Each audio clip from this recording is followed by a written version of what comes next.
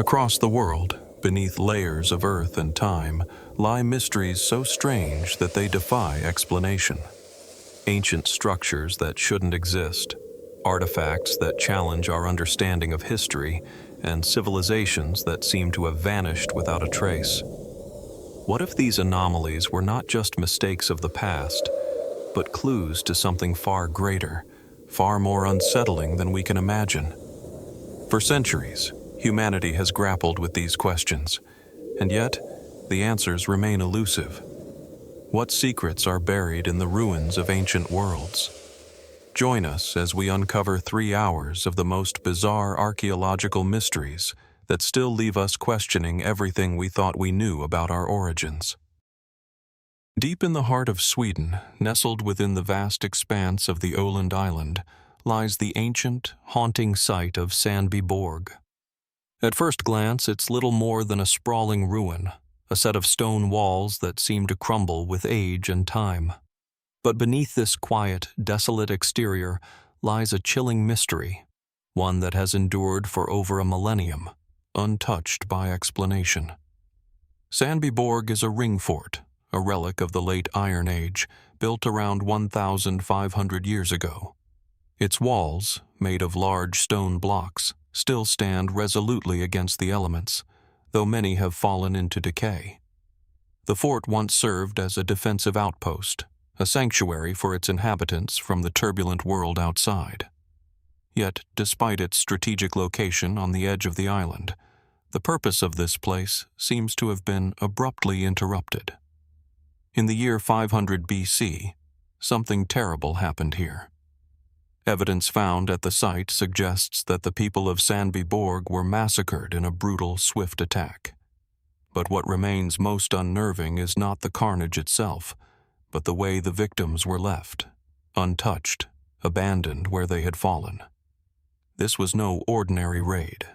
There were no signs of plundering or typical looting. No valuables were taken, no effort was made to break into the fort's storage rooms or take the weapons and goods that lay within. The victims were not just killed, they were left in place, as though the attackers had no interest in anything other than the violence itself. Their bodies were found scattered across the fort, many still clutching their belongings, many in positions that suggest they were caught in the act of daily life, working, eating, or talking, when the slaughter began. Some were even found in the middle of personal tasks, as though the attack had arrived with no warning, no chance to flee. For decades, archaeologists have debated what could have caused such a horrifying event. The fort was well fortified. Why had it been so vulnerable? Who would have had the power or the desire to wipe out an entire settlement in such a cold, calculated manner? Was it the result of a tribal conflict, a brutal rivalry that escalated into indiscriminate violence? Or did something more sinister happen? A betrayal, a political motive, a message meant to terrify the region? As the excavation work continued, even more troubling questions arose. Some of the bones found at the site show signs of extreme violence: disfigured skulls, fractures that suggest the use of blunt instruments, and cuts so deep they almost seem ritualistic. It wasn't just the bloodshed that makes Sandby Borg so perplexing. It's the careful arrangement of the bodies. Some were positioned in ways that seemed deliberate, others left in odd contortions. Why had no one fled the attack? Why had no one tried to fight back? Some theories suggest that the massacre was a result of an external threat. Raiders from another tribe, perhaps, driven by an insatiable desire for power.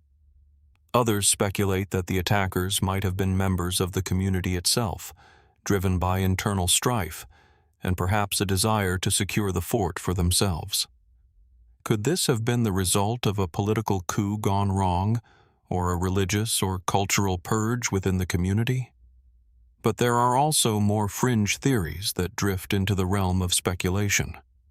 Could the massacre have been the work of supernatural forces?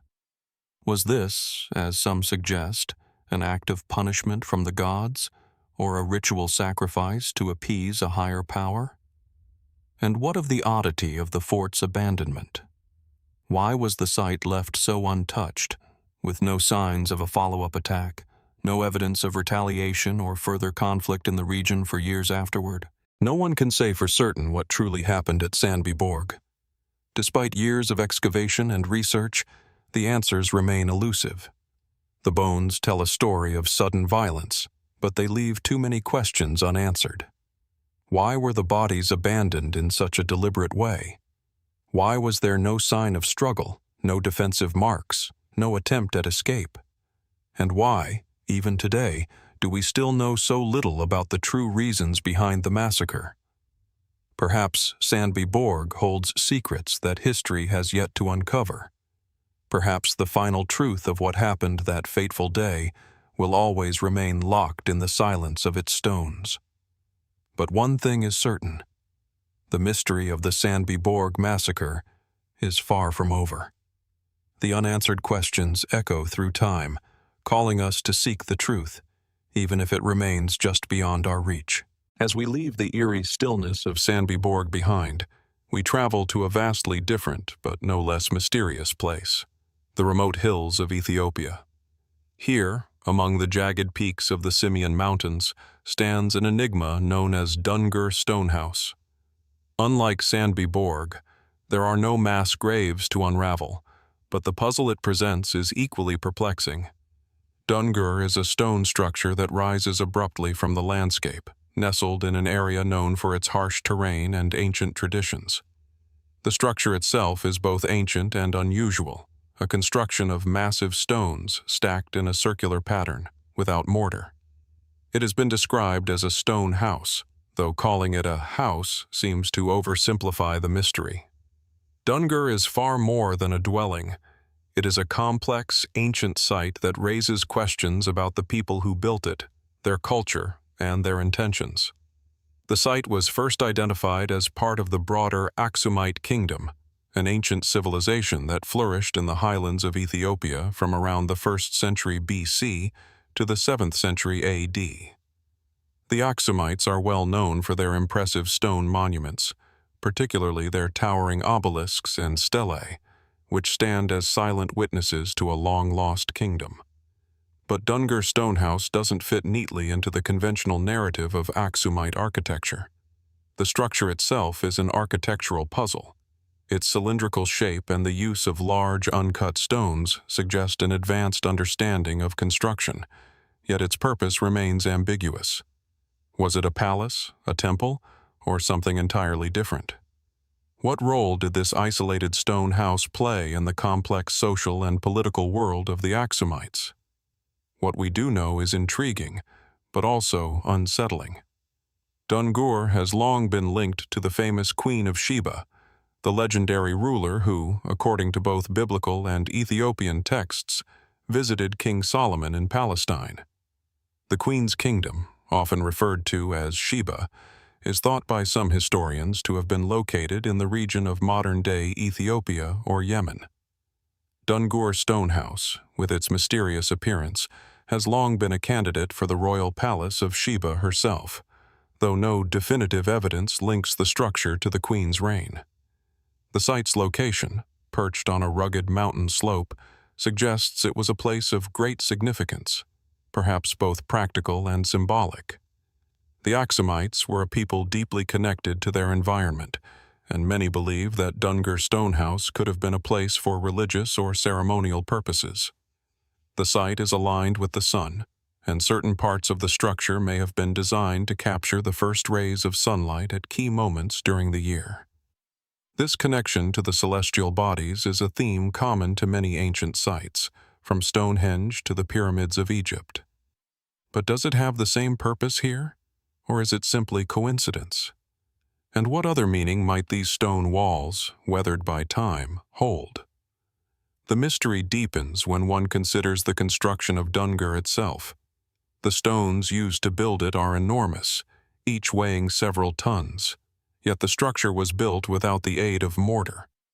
How did the builders manage to transport these massive stones to such a remote, high-altitude location?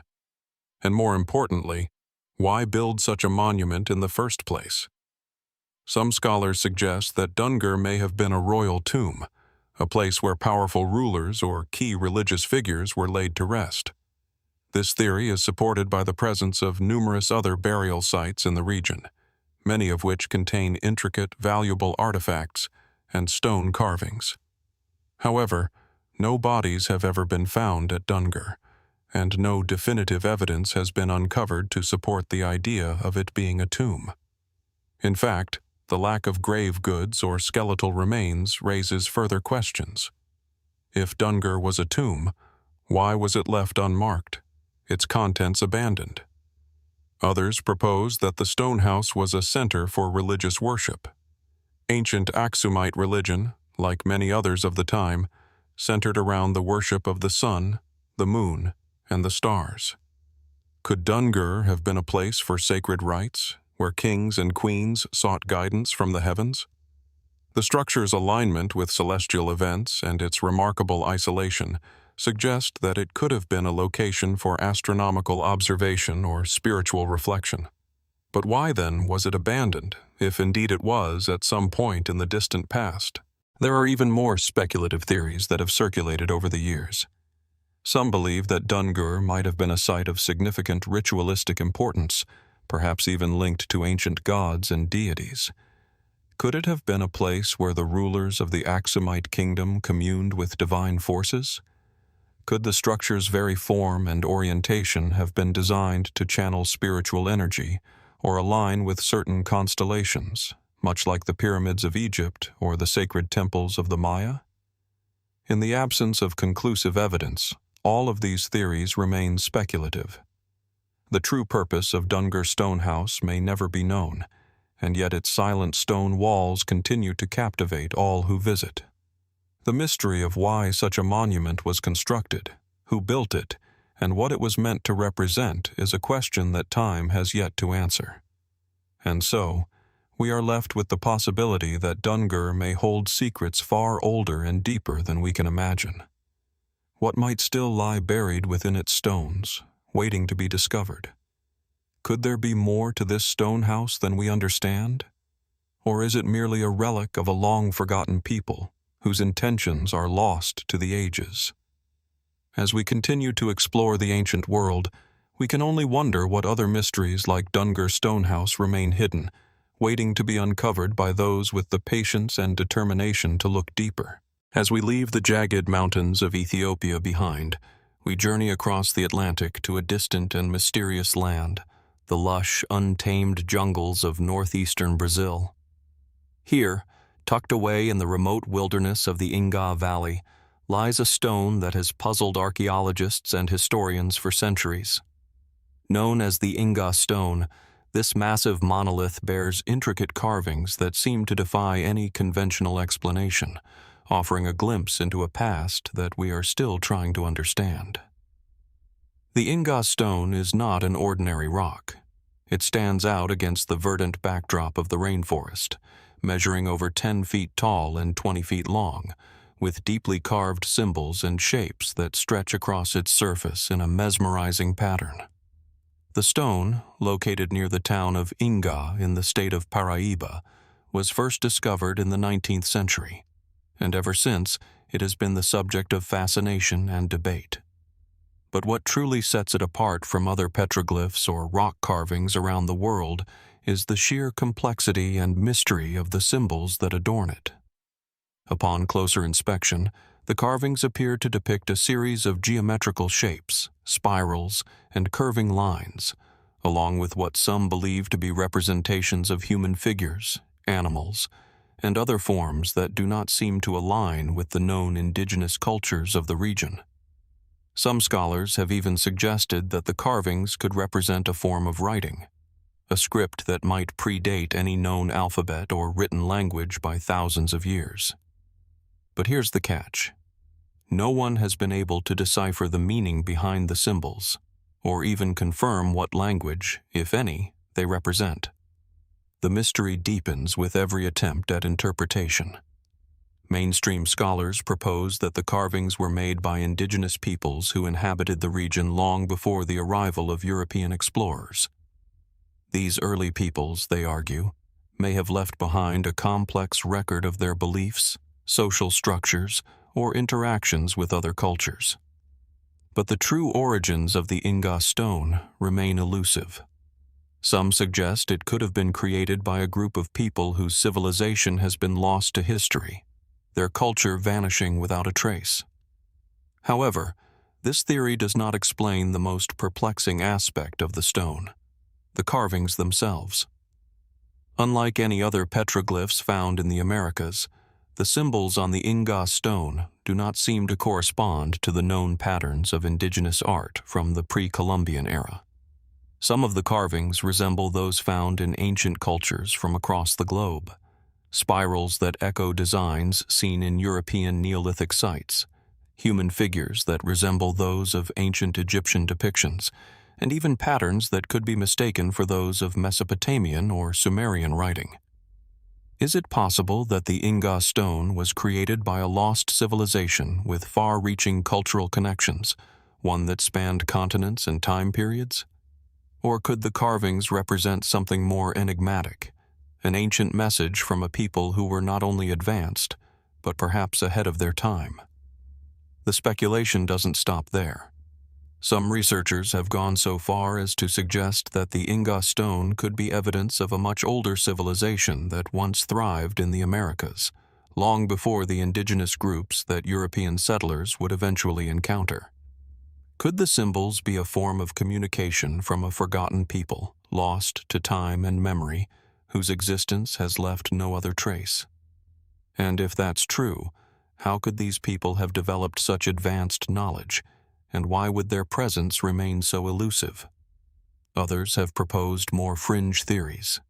Some believe that the carvings on the Ingá Stone are not just symbols, but are connected to celestial events, perhaps marking astronomical alignments or indicating the passage of time. Could these markings have been created by ancient stargazers, charting the heavens in ways we have yet to fully comprehend? In this interpretation, the stone becomes a kind of ancient observatory, an artifact not just of cultural significance, but of scientific knowledge that, in some ways, may rival our own.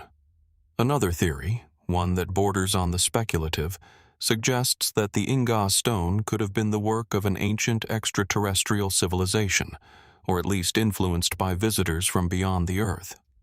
Proponents of this idea point to the apparent precision of the carvings and the diversity of symbols, which they argue might indicate knowledge or cultural practices that were far beyond what we would expect from any indigenous group of the time. Of course, this theory is met with skepticism, but the sheer mystery of the stone leaves room for such speculation. Despite these various interpretations, the facts remain stubbornly limited. The stone's true age is still undetermined.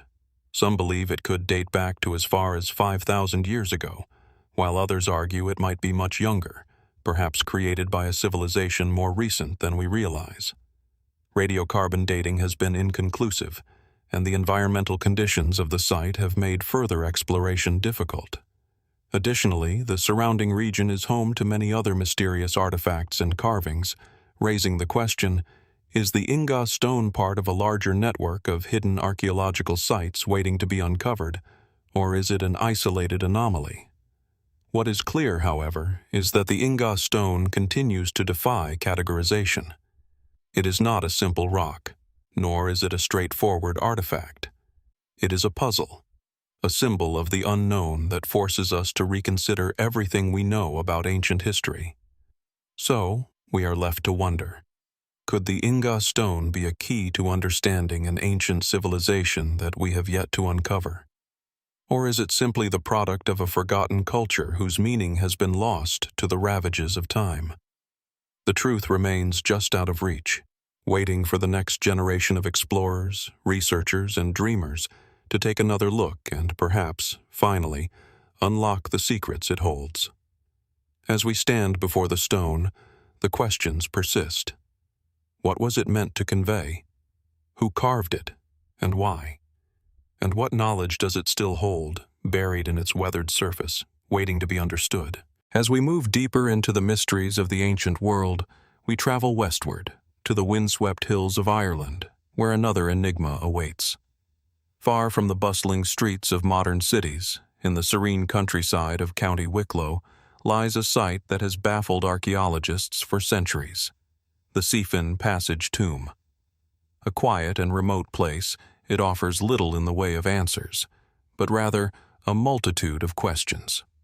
The Seefin Passage Tomb is a megalithic structure that stands in stark contrast to its natural surroundings. Located atop a windswept hill, the tomb is part of a larger group of passage graves that dot the landscape of Ireland. But what sets it apart is not just its location or its age, but the sense of mystery that still clings to it. The structure itself is simple yet imposing: a narrow passage leading into a small chamber, encircled by massive stones that have stood for over 5,000 years. The burial chamber, long abandoned, remains a silent testament to a time when this landscape was far different from the rolling green hills and heather-covered slopes we see today. The tomb's entrance, defined by its long, stone-lined passageway, faces the horizon.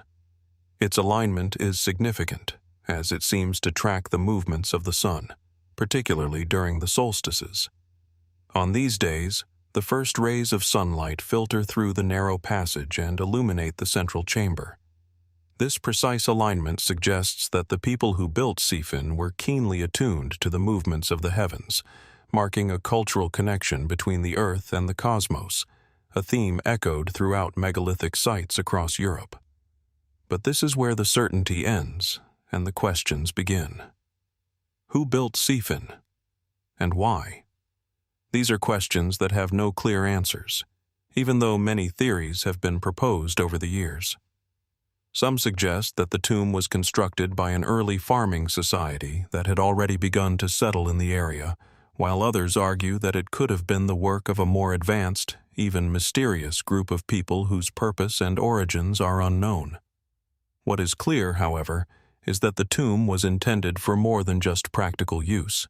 It was a monument, a place for the dead and for the living to interact with the sacred. The tomb's location high on the hill is another point of intrigue. It offers a commanding view of the surrounding landscape, and one can't help but wonder if the builders chose this spot with intention.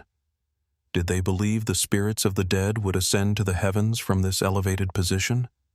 Was this a sacred site where the living communed with the ancestors, or perhaps a place where the boundaries between the two worlds were seen as particularly thin? The most perplexing element of Seefin Passage Tomb, however, is not its size or its location, but the artifacts, or lack thereof, discovered within it. Unlike other burial sites from the same period, the Seefin tomb yielded very few human remains. In fact, it's one of the most striking features of the site. Although the structure appears to have been used for ritual burial practices, archaeologists have found little to no evidence of actual burials inside the tomb itself. Why would a tomb be built to such intricate specifications, but not be used in the traditional way? Some experts suggest that Seefin could have served a dual purpose, perhaps as a ceremonial site, not just for burials, but for important rituals or rites that marked significant phases of life, such as harvests, seasonal changes, or the turning of the year. Could the tomb have been a center for ancestor worship, where the dead were not buried but rather honored from afar, their spirits believed to be watching over the living? If so, who were these ancestors, and why were they considered so vital to the ongoing cycles of life? But there are even more speculative theories about the site. Could Seefin have been a place where the living were not just honoring the dead, but preparing for something? Perhaps an event that involved a form of spiritual transformation? Some researchers have suggested that the tomb might have been linked to an ancient form of ritual passage, a type of spiritual journey or initiation that connected the living with the divine. In this interpretation, the tomb becomes a portal, not just a burial ground. As with many ancient sites, the mystery of Seefin also invites questions about the builders themselves. Could the people who constructed it have had knowledge of lost practices, technologies, or even astronomical systems that we have yet to uncover? Was there a deeper, esoteric understanding of the cosmos embedded in their rituals, that we have failed to grasp? After all, the builders of Seefin were part of a megalithic culture that left behind a network of stone monuments, some of which appear to mark astronomical events with incredible precision. Was the tomb merely one piece in a much larger puzzle?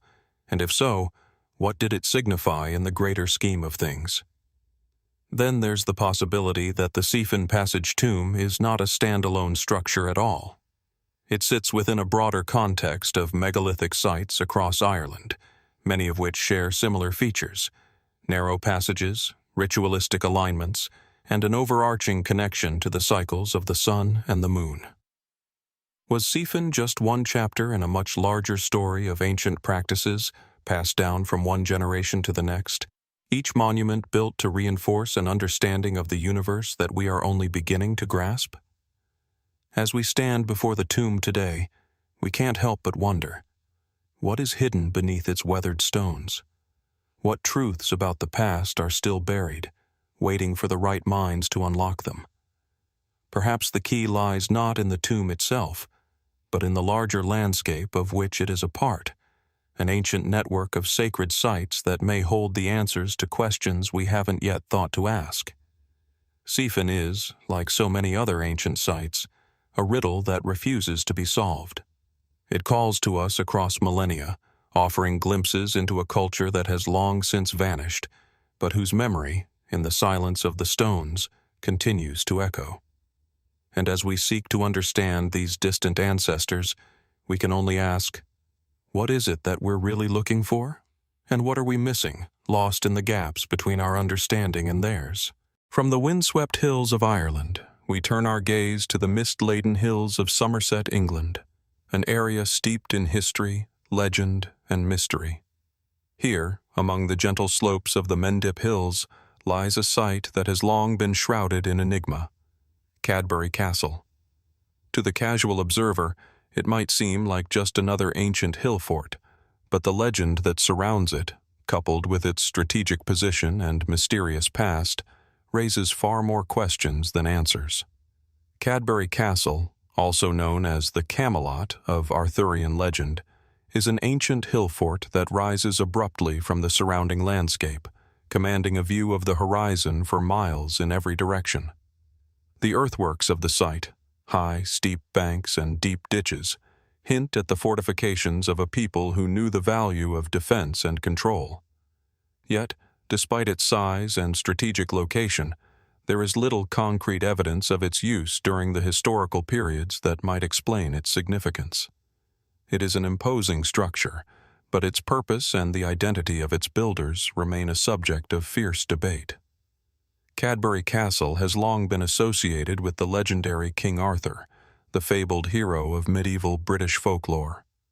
According to one of the most enduring myths, Camelot, the capital of King Arthur's realm, was located here, atop this very hill. The ancient walls and ramparts of the site are often referred to as the Camelot of the West, a notion that has captured the imagination of historians and romantics alike for centuries. But is this association based on historical fact, or is it simply a product of myth? And if this was truly the seat of Arthur's kingdom, what does that tell us about the history of early Britain? The historical record is murky at best. Some archaeologists point to evidence suggesting that Cadbury Castle was occupied as far back as the Iron Age, around 500 BC, with significant activity continuing into the Roman period. However, despite the fact that the site was evidently a place of some importance, there are few definitive records to confirm its role in the Arthurian narrative. Cadbury Castle's connection to King Arthur was first proposed in the 12th century by the chronicler Geoffrey of Monmouth, whose History of the Kings of Britain placed Arthur's court at a site called Camelot. But was Monmouth's account based on truth, or was it simply the romanticized invention of a writer seeking to connect history with legend?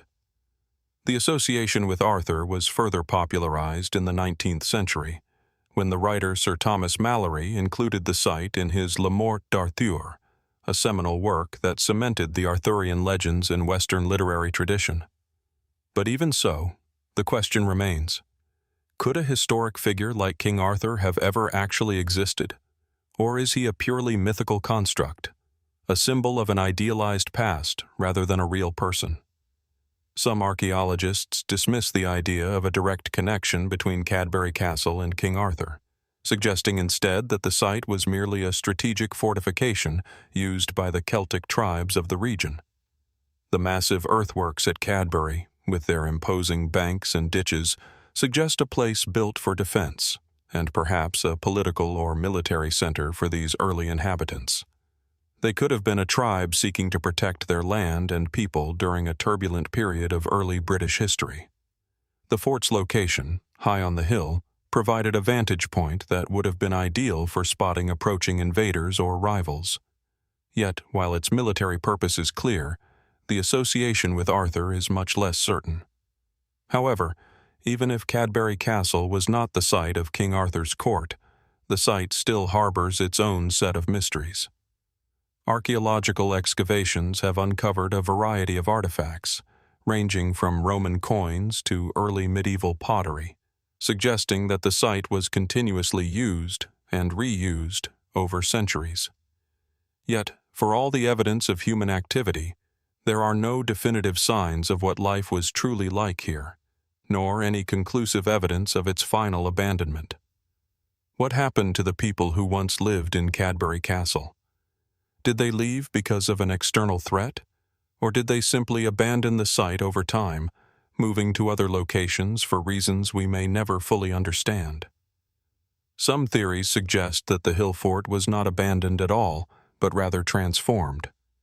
Was it a religious site, where rituals were performed in honor of gods or ancestors, much like the other sacred hilltops found throughout the British Isles? Its location atop a hill suggests it may have held symbolic significance, perhaps as a place where the physical and spiritual worlds intersected. The idea of a fortress dedicated to ancestral worship or a spiritual retreat is certainly not beyond the realm of possibility, but it remains speculative. There are also more fringe theories that have emerged over the years, some of which venture into the realm of the supernatural. Some believe that Cadbury Castle was the site of a mystical, ancient civilization, far more advanced than we can imagine. Could the fortifications be part of a forgotten, pre-Celtic culture whose influence stretched across the land? Was there more to this site than simply a military stronghold, perhaps a place that held sacred knowledge or artifacts that have been lost to history? Such theories, though intriguing, are difficult to substantiate with concrete evidence. Despite these various theories, the connection between Cadbury Castle and the Arthurian legend remains its most enduring mystery. The idea that this ancient site could have been the heart of an epic kingdom, one that still captures the imagination of millions, invites us to consider the interplay between history and myth. Was King Arthur a real figure, whose story was later embellished and transformed over centuries? Or was he a purely symbolic creation, embodying the values and ideals of the people who later claimed his legacy? The ruins of Cadbury Castle stand silent, waiting for the answers to emerge from the mists of history. What truths might still lie buried beneath its stone and earth, hidden from view for centuries? And what role, if any, did this mysterious site play in the legends that have shaped our understanding of Britain's past? Perhaps, like King Arthur himself, the full story of Cadbury Castle will remain a mystery, a blend of fact and fiction, history and legend, forever intertwined. As we move from the misty hills of England to the sun-drenched shores of the Adriatic, we arrive at a site that is both hidden and ancient, Monkodonja, a mysterious prehistoric settlement located on the Istrian peninsula of modern-day Croatia. The windswept hill upon which it sits has long been home to secrets buried beneath its surface, waiting to be uncovered. Monkodonja is not a place of grandiose stone monuments or towering ruins, like the pyramids of Egypt or the temples of Greece. Instead, it is an enigmatic settlement, built by people whose identities and culture remain shrouded in uncertainty. The site consists of a series of concentric circular walls, crafted from large stones, and scattered across the hilltop are the remnants of what once must have been a thriving community. This is a place where time seems to stand still, its stone structures quietly enduring against the elements, offering little in the way of clear answers, yet stirring the imagination with endless questions. Archaeologists estimate that the settlement dates back to around 1000 BC, during the Iron Age, and it was likely inhabited by the Histri, an ancient Istrian tribe whose presence on the peninsula is recorded by Roman historians. The Histri were known for their warrior culture and their resistance to foreign influence, particularly that of the Romans. It is believed that the settlement at Monkodonja served as a defensive stronghold, strategically positioned atop the hill with sweeping views of the surrounding landscape. From here, its inhabitants could spot any approaching invaders, their sightline stretching all the way to the coastline. Yet, for all its defensive features, Monkodonja's significance goes beyond mere fortification. The walls of the settlement are made from large uncut stones, laid together in a way that suggests a sophisticated understanding of construction and community planning. The circular layout of the settlement is particularly striking, unlike the typical rectangular or grid-like plans of other Iron Age settlements. The round design of Monkodonja speaks to something more symbolic, perhaps a deeper cultural or religious belief that the people held. What did the circle represent to them? Was it a symbol of unity, eternity, or perhaps the cyclical nature of life itself? The fact that the settlement was so deliberately designed raises the question: was this merely a functional fortress, or was it a place of spiritual or social significance as well? As excavations continue, the artifacts unearthed at Monkodonja offer tantalizing clues about its inhabitants. Pottery fragments, tools, and weapons, some intricately crafted, suggest that the people of Monkodonja were skilled artisans and warriors, able to defend themselves while also creating beautifully decorated objects. Among these artifacts are remnants of bronze and iron weapons, jewelry, and tools, all of which point to a community that was both resourceful and connected to the broader Mediterranean world. These items reveal that Monkodonja was not an isolated settlement, but rather part of a complex network of trade and cultural exchange that spanned across the Adriatic and beyond. Yet, for all that has been uncovered, much about Monkodonja remains a mystery. The true purpose of the site is unclear. Was it solely a military outpost, designed to protect the Histri from external threats? Or was it a religious center, where rituals were performed to honor the gods of the natural world? Some scholars have speculated that Monkodonja may have been a site of both military and religious significance, with its position on the hill symbolizing the connection between the heavens and the earth. The circular walls, which enclose the settlement in a kind of protective embrace, might have been designed not only for defense, but also to create a sacred space where the community could engage with the divine. Adding to the intrigue is the fact that Monkodonja appears to have been abandoned long before the arrival of the Romans. Archaeological evidence suggests that the settlement was likely deserted around the 1st century BC, during a period of significant change and upheaval in the region. But why was it abandoned? Was it simply the result of a shift in population, or was there a more catastrophic reason for its desertion?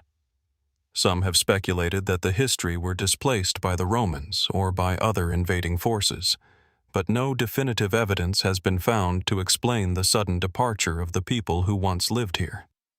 The unanswered question of why Monkodonja was abandoned is one of the many mysteries that still lingers over the site.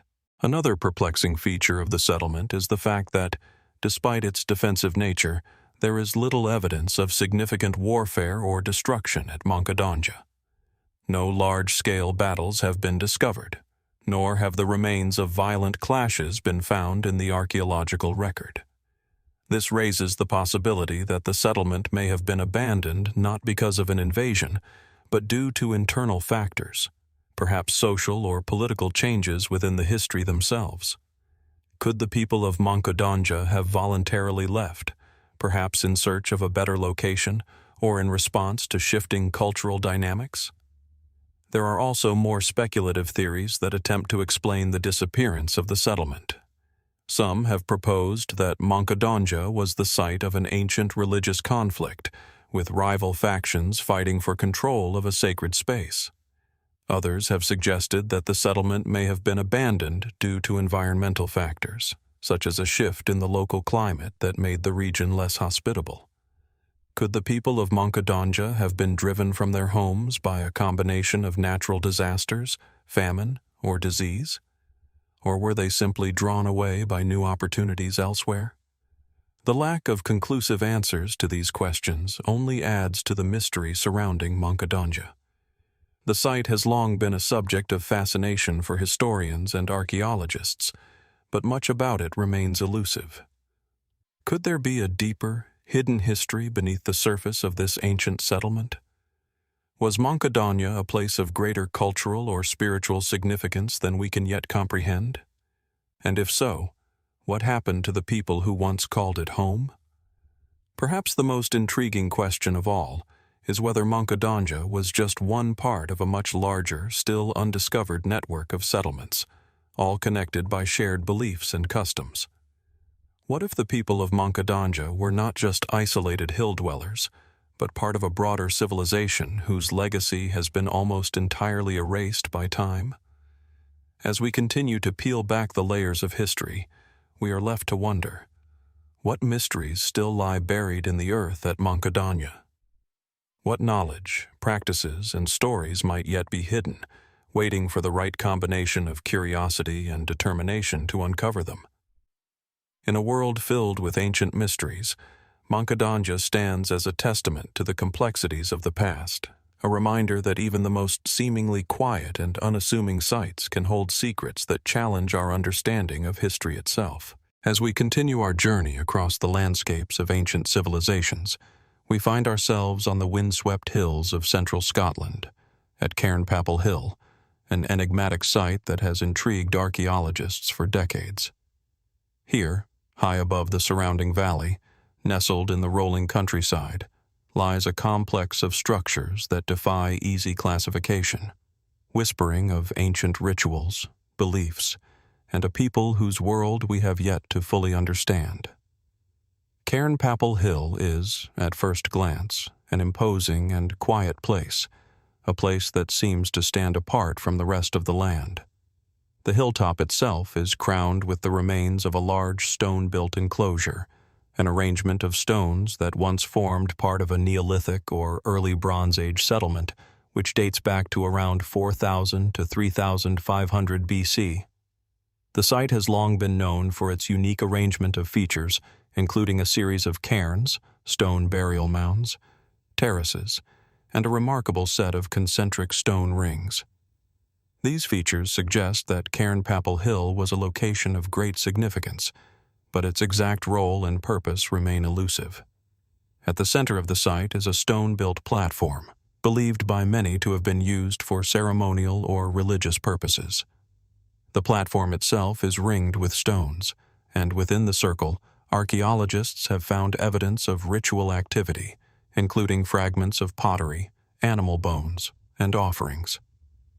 This has led many to suggest that Cairnpapple Hill was a sacred site, a place where ancient peoples came to worship, celebrate the cycles of life, or mark important events in the natural world. But what exactly was the purpose of this space? Was it an altar to deities whose names and faces are lost to time?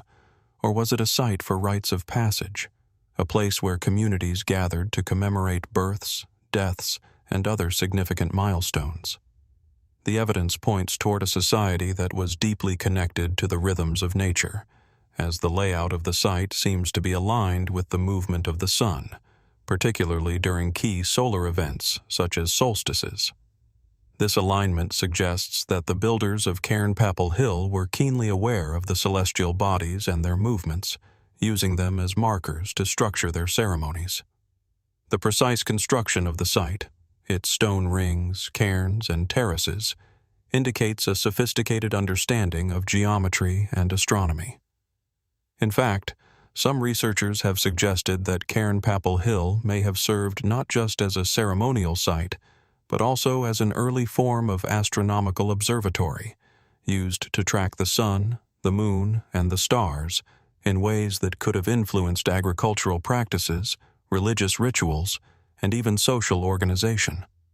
Yet, the more we examine the site, the more questions arise. Why were such intricate structures built on a hill, far from the fertile valleys below, where resources might have been more easily accessible? Why go through the effort to construct a large and complex ceremonial center in a location that seems to offer little in the way of practical benefits? What motivated these people to choose this particular spot? Some scholars have suggested that the hill itself may have held symbolic significance.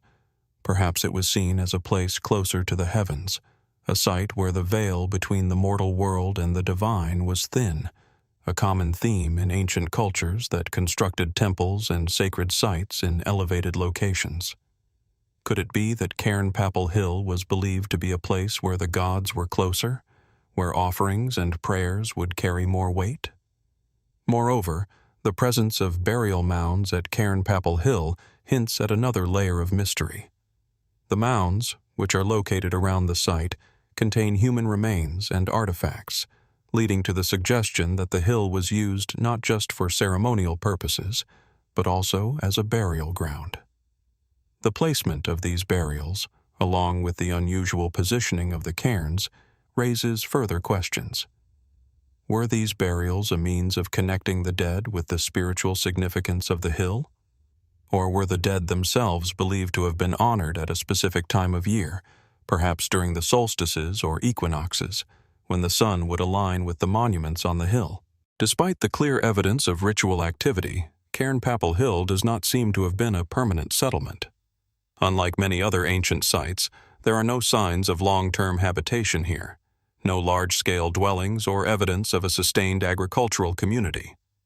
This has led some to speculate that the site was visited only for specific ceremonial purposes, perhaps by a transient or semi-nomadic people who gathered at Cairnpapple for festivals, rites, and burials, but then moved on.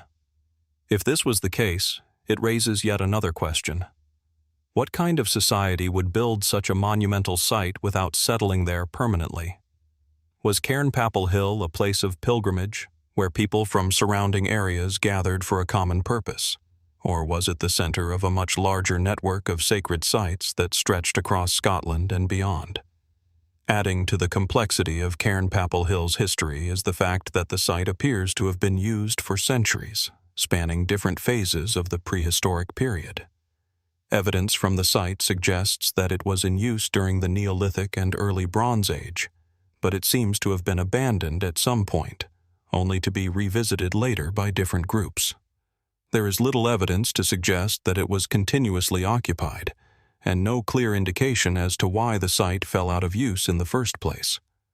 Some theorists have proposed that the site's abandonment may have been tied to changing religious practices or shifts in social organization, possibly due to the arrival of new people or the influence of different cultures. Then, there is the matter of the stone rings themselves. While their purpose seems clearly tied to the celestial alignments and ritual practices, there remains no consensus on what exactly the rings represented. Were they simply symbolic markers, or did they have a more practical function, perhaps a kind of early calendar system, designed to track the solar and lunar cycles with precision? Or were they a form of astronomical observatory, used to map the movement of the stars, the moon, and the sun in relation to the seasons? In many ways, the stone rings of Cairnpapple Hill remain an open question, as elusive as the people who constructed them. The mystery of Cairnpapple Hill lies not just in the physical remnants of its structures, but in the unanswered questions that surround them. What did this place mean to the people who built it? Was it a purely religious site, or was it something more, an ancient observatory, a pilgrimage site, or perhaps a gathering place for ritual feasts and celebrations? The more we learn about Cairnpapple, the more we realize how much we have yet to understand. What remains buried beneath the earth at Cairnpapple Hill? What stories could the stones tell, if only we could decipher their meaning? Perhaps, like so many ancient sites, the full significance of this place will remain beyond our reach.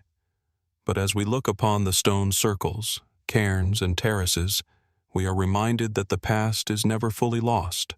It is always waiting to be rediscovered, layer by layer, stone by stone, as long as we continue to ask the questions that the ancient world still keeps hidden. At the edge of the sacred valley in Peru, nestled between the towering peaks of the Andes, lies the ancient site of Ollantaytambo, a place of striking beauty and extraordinary mystery.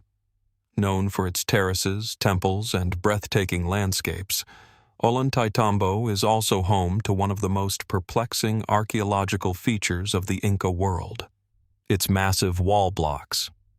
These blocks, some weighing several tons, are stacked in an arrangement that has long baffled researchers, raising questions not just about the technology of the Inca, but about the true capabilities of ancient civilizations. The Ollantaytambo wall is part of a larger ceremonial complex that dates back to the 15th century, at the height of the Inca Empire.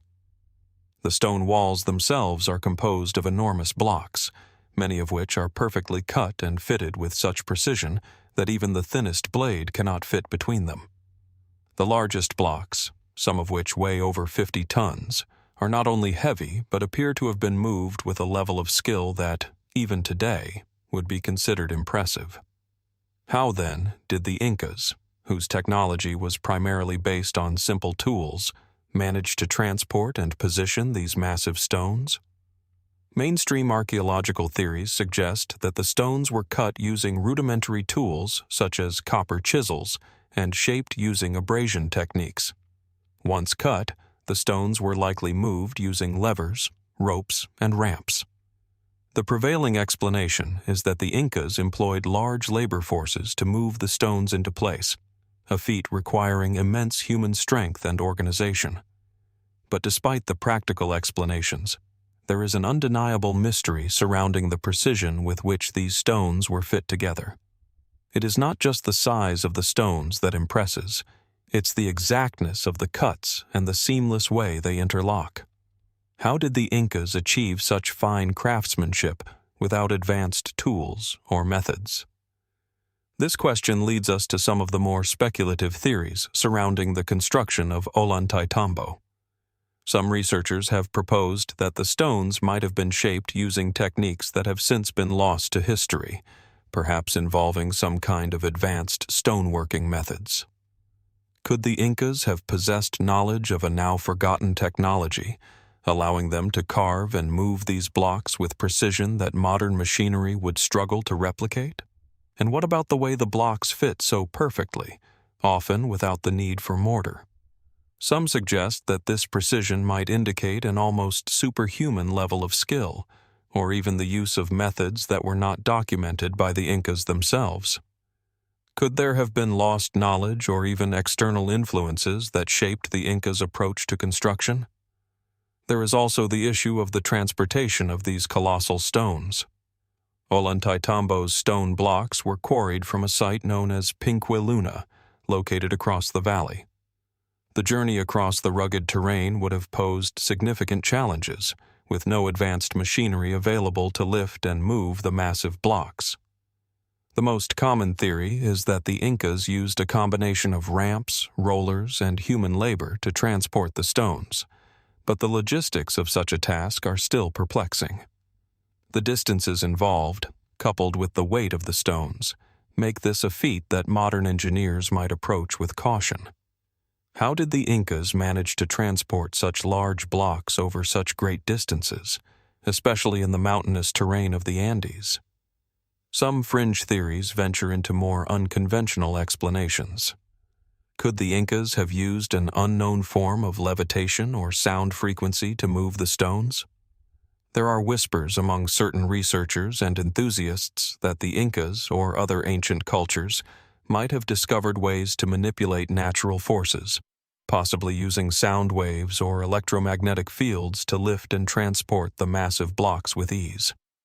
While these ideas remain speculative and unproven, they speak to a lingering sense of awe and curiosity about the capabilities of ancient civilizations.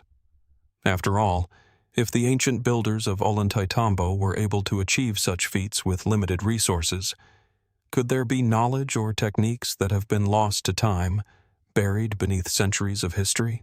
Then, there is the question of the very purpose of the wall and its stones. Ollantaytambo was not just a ceremonial site. It was also a stronghold, a place of defense and strategic importance. The site sits at the intersection of key trade routes, and it is thought to have served as a vital military outpost for the Inca Empire. But the precision and effort put into the construction of the walls suggest that Ollantaytambo may have had symbolic importance as well. The alignment of the walls, particularly in relation to the surrounding landscape and the rising and setting of the sun, suggests that the site was more than just a place of defense. Was it a center of worship, a place where celestial and earthly forces were believed to intersect? Could the walls themselves have been part of a larger cosmic design, meant to align the people with the power of the sun and the stars? The strategic location of Ollantaytambo in the Sacred Valley, along with its monumental architecture, hints at a greater cultural and spiritual significance. Some researchers have suggested that the walls might have been part of a broader symbolic network, connecting Ollantaytambo to other Inca sites that align with celestial events or natural forces. In this context, the precision of the stonework might not just be a feat of engineering, but also a reflection of the Inca worldview, a worldview that sought to harmonize the forces of nature, the divine, and the human realm. Yet, the mystery of Ollantaytambo's walls remains unresolved. Despite decades of research, there is no clear consensus on how these massive stones were moved or how the Incas achieved such precision in their construction. Was it simply the result of an advanced but lost technology, or is there something more to the story? Could the site have been constructed in ways that we still don't fully understand, with methods that have long since vanished from the historical record? The unanswered questions surrounding Ollantaytambo's wall blocks invite us to reconsider the capabilities of ancient civilizations. What if the Incas, with all their remarkable achievements, had access to knowledge and techniques that have been erased from history? Could they have had a deeper understanding of engineering, astronomy, and natural forces than we are capable of comprehending? And if so, what else might be hidden in the walls of Ollantaytambo, waiting to be discovered? Perhaps, in the end, the mystery of the Ollantaytambo wall blocks is not just about the stones themselves, but about the deeper mysteries they represent, the questions about human ingenuity, lost knowledge, and the timeless quest for understanding that stretches back to the very beginning of our history. As we gaze upon these massive stone structures, we are reminded that, even in the face of seemingly impossible feats, there is always more to uncover, more to learn, and more to wonder about. What could still be waiting for us, hidden in the shadow of the Andes, ready to challenge everything we think we know about the ancient world? On the rugged coastline of Brittany, France, overlooking the expanse of the Atlantic Ocean, stands a monumental structure that has withstood millennia of wind, rain, and time itself. The Cairn of Barnenez. A sprawling megalithic tomb, older than the Egyptian pyramids and the Great Wall of China, it rests silently against the landscape, offering a glimpse into a forgotten world of ancient builders. With its stone walls rising above the surrounding terrain, the cairn casts an imposing shadow, a reminder of human ingenuity from a time when the world was still young. The Cairn of Barnenez is not a single, isolated tomb. Rather, it is a vast burial monument, composed of two massive chambers constructed of carefully shaped stones, each one arranged with a precision that suggests the builders were no strangers to advanced techniques in stone construction. Measuring over 70 meters in length, the cairn is one of the largest and oldest of its kind in Europe, dating back to around 4,500 BC, at a time when early human societies were still in the throes of the Neolithic Revolution, transitioning from nomadic lifestyles to settled agricultural communities. At first glance, the site seemed simple, an immense mound of stone, like many others found throughout the region. However, upon closer inspection, the complexity of the structure becomes clear. The cairn is not just a pile of rocks, but an intricate arrangement of stones and chambers built with intention and purpose. The tomb is divided into several compartments, each one aligned in such a way that it suggests the people who built it had a deep understanding of spatial relationships, geometry, and perhaps even the cycles of the stars and seasons. The design is so elaborate that it raises the question, what was the purpose of this monumental structure? Was it merely a tomb, or did it serve as something far more significant? A place of ritual, a symbol of power, or even a site for astronomical observation? Inside the cairn, archaeologists have uncovered a wealth of artifacts that provide further clues about its use. Fragments of pottery, tools, and animal bones have been found within the chambers, suggesting that the tomb was not just a final resting place for the deceased, but a place for offerings, rituals, or communal gatherings. The presence of animal remains points to a society deeply connected to the natural world, one that saw the act of burial not as a simple disposal of the dead, but as a ritual that involved the exchange of life, death, and the forces of nature. The presence of the artifacts also raises another question. Who were these people, and what did they believe?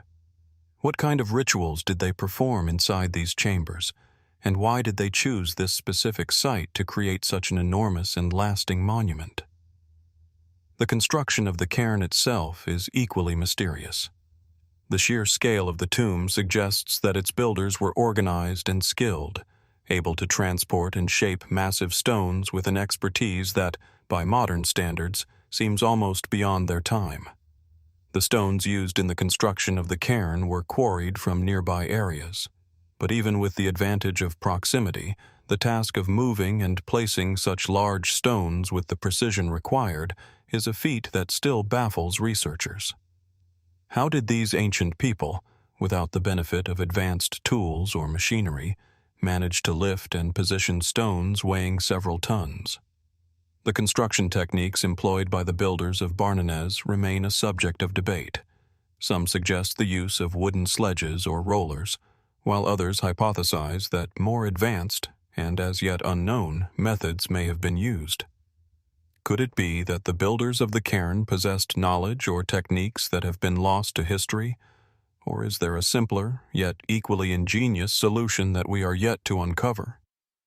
Adding to the intrigue is the alignment of the Cairn of Barnenez with the surrounding landscape. Its position, situated atop a hill with a clear view of the ocean, may not be purely coincidental.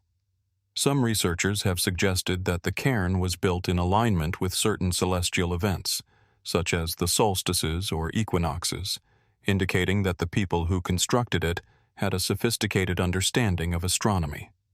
The layout of the tomb and its chambers could have been designed to track the movement of the sun, the moon, or other celestial bodies, making the cairn not only a burial site, but a kind of ancient observatory, a place where people could commune with the heavens. Could the cairn have served as more than a burial monument? Was it a sacred space, a site where the living and the dead were believed to be linked through celestial cycles? Perhaps the people who built it saw death as part of a larger cosmic order, and the cairn was designed to bridge the gap between the earthly realm and the divine. If the tomb was aligned with celestial events, could it have been intended to mark the passage of the seasons, or to serve as a reminder of the eternal cycles of life and death? These are questions that remain unanswered, as the true significance of the cairn remains elusive. One of the most striking features of the Cairn of Barnenez is its age. Built around 4,500 BC, it predates many of the world's most famous megalithic structures, including Stonehenge and the pyramids of Giza. Yet, despite its age, the cairn is remarkably well preserved and much of its structure still stands today. This raises another fascinating question. How was such a monument built with such durability in mind? The builders of Barnenez had no knowledge of modern construction materials, and yet they created a structure that has lasted thousands of years. What knowledge or techniques did they possess that allowed them to construct such a long-lasting tomb? Was it the result of sheer ingenuity, or did they have access to materials or methods that are no longer available to us? The mystery deepens when we consider the broader context of Barnenez within the larger megalithic landscape of Brittany. The region is dotted with similar cairns and burial mounds, some of which date back to the same period, while others are much older. The fact that such structures are found throughout the area suggests that there may have been a larger cultural or religious movement at play. Were these cairns built by a single, unified society, or did different groups build them independently, sharing similar ideas about death, the afterlife, and the cosmos? The connection between these structures and the rituals associated with them is a subject of ongoing research, but the full extent of their significance remains unclear. Could the Cairn of Barnenez have been part of a larger network of sacred sites, a place of pilgrimage for those seeking to honor their ancestors or connect with the divine? Were the people who built it part of a more widespread tradition of megalithic construction, or did they possess unique beliefs and practices that set them apart from their neighbors? The answers to these questions are elusive, but the cairn itself offers a tantalizing glimpse into the world of those who constructed it. As we stand before the Cairn of Barnenez, we are confronted with a monument that speaks to the ingenuity and mystery of ancient peoples. What lies buried beneath its stones? What knowledge and beliefs were carried within the hearts and minds of those who built it?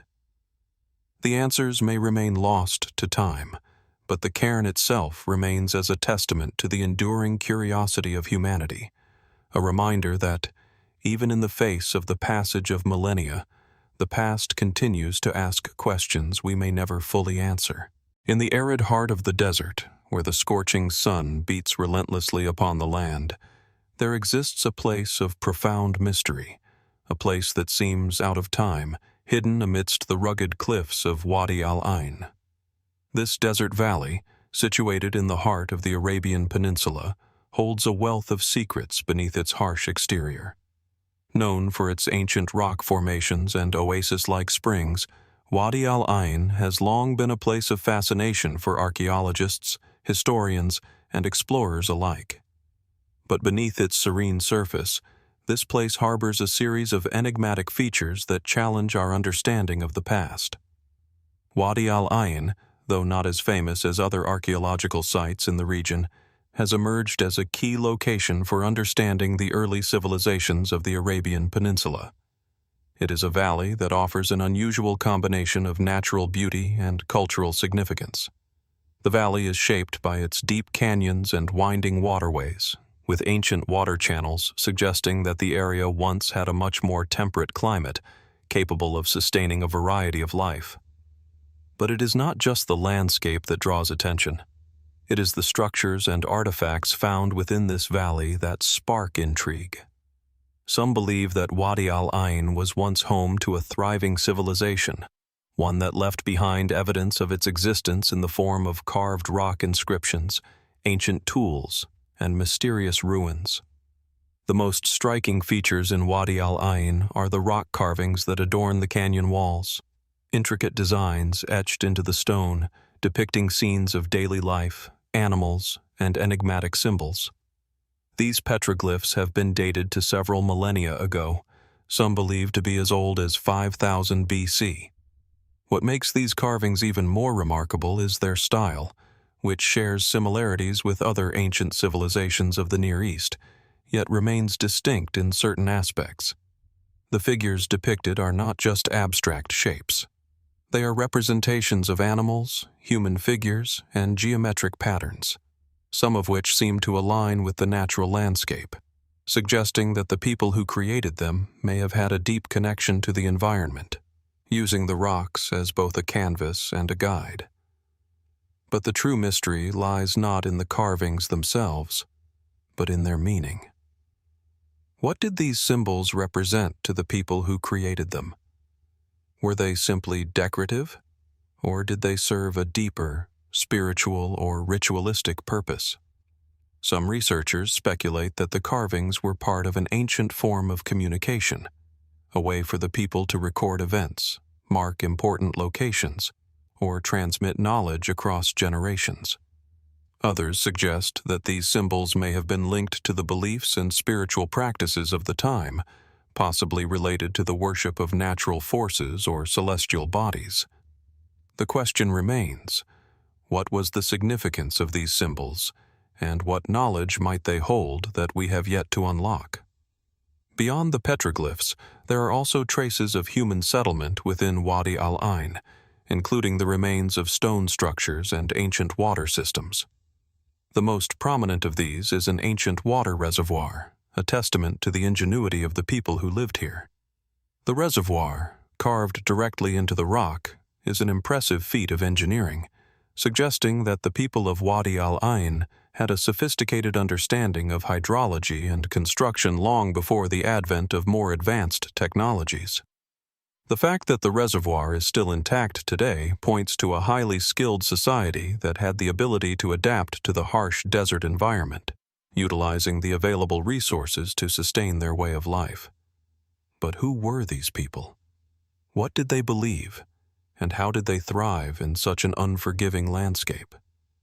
Some scholars have suggested that Wadi Al-Ayn may have been a part of a larger network of ancient settlements, connected by trade routes that extended throughout the Arabian Peninsula and beyond.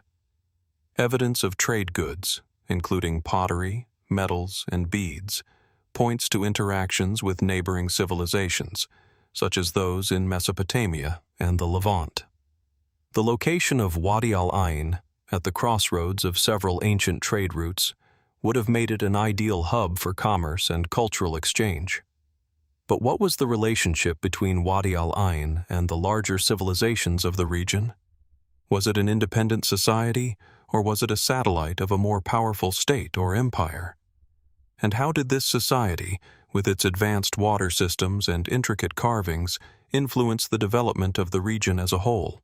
Adding to the enigma of Wadi Al-Ayn is the fact that the site appears to have been abandoned centuries ago, with little indication as to why. There are no clear signs of invasion or destruction, no evidence of warfare or catastrophe that could explain the sudden disappearance of the inhabitants. Some researchers suggest that a shift in climate may have forced the people to abandon the valley, as the once fertile land may have become too dry to sustain life. Others propose that social or political factors, such as the rise of a new power in the region, could have led to the downfall of the society at Wadi Al-Ayn. But, as with so many ancient mysteries, the true cause of the site's abandonment remains unknown. As we explore the site further, we are drawn to the possibility that Wadi Al-Ayn could hold the key to understanding a much larger story, one that stretches beyond the borders of the Arabian Peninsula and connects ancient societies across the vast expanse of the Near East. The petroglyphs, the reservoirs, the trade goods, all of these are pieces of a puzzle that we have yet to fully assemble. Was Wadi Al-Ayn part of a broader cultural movement, one that spanned continents and generations? Or was it an isolated society whose legacy has been lost to time, leaving only these scattered remnants behind? There are those who believe that Wadi Al-Ayn may be the site of a forgotten civilization, one whose achievements were so advanced that they left an indelible mark on the landscape, but whose knowledge was lost when the society vanished. Could this valley be the cradle of a lost tradition, a place where ancient technologies and wisdom once flourished, only to be swallowed by the sands of time? Perhaps, like so many other ancient mysteries, the answers lie buried beneath the earth, waiting to be uncovered by future generations of archaeologists and explorers. In the end, the mystery of Wadi Al-Ayn is not just about the petroglyphs, the reservoirs, or the abandoned settlements. It is about the people who lived here, their beliefs, their achievements, and their connection to the land. What was it that drove them to carve their symbols into the rocks, to construct such advanced water systems, to leave behind such a rich cultural legacy? And why did they vanish without a trace? These are questions that continue to resonate, beckoning us to look deeper into the past and wonder what secrets still lie hidden in the valley's depths. What is it about Wadi Al-Ayn that still captures our imagination, even centuries after the people who built it have long since disappeared? The answers may never come, but the mystery remains, a silent reminder that history is never truly lost. It is only waiting to be rediscovered. In the remote expanse of the Atacama Desert, one of the driest places on Earth, there exists a colossal figure that can only be truly appreciated from the sky. Known as the Atacama Giant, this geoglyph is a monumental human-like figure, stretching nearly 120 meters in length, its outstretched arms and detailed form etched into the desert floor. Surrounded by the vast, desolate landscape, the Atacama Giant stands as a testament to ancient human creativity and engineering, but it is also a mystery that has confounded researchers and archaeologists for centuries. Who built it, and why? The Atacama Desert itself is a land of extremes. It is a place where life struggles to survive in the harshest of conditions, with temperatures reaching searing highs by day and plummeting to freezing lows by night. Yet, within this seemingly inhospitable landscape, ancient people once left behind their mark, one that has persisted for thousands of years. The Atacama Giant, situated in the foothills of the Andes, is one of the largest and most enigmatic of these marks. Despite being visible from the air, the true scale of the geoglyph is only fully understood when seen from above, its vast proportions offering a sense of awe and wonder. But while the size and design of the figure are striking, the questions surrounding its creation and purpose continue to puzzle historians.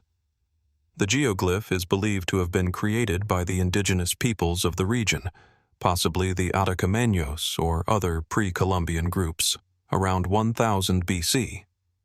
The figure itself is drawn with remarkable precision, with arms outstretched and legs in a stance that suggests movement. The body is elongated, and the face, while simple, features prominent lines that may represent eyes, a nose, and a mouth. It is not merely a crude outline. The figure's proportions and the alignment of its features seem deliberate, as if it were created with an intended purpose in mind. The most intriguing aspect of the Atacama Giant, however, is not just its sheer size, but its location and orientation.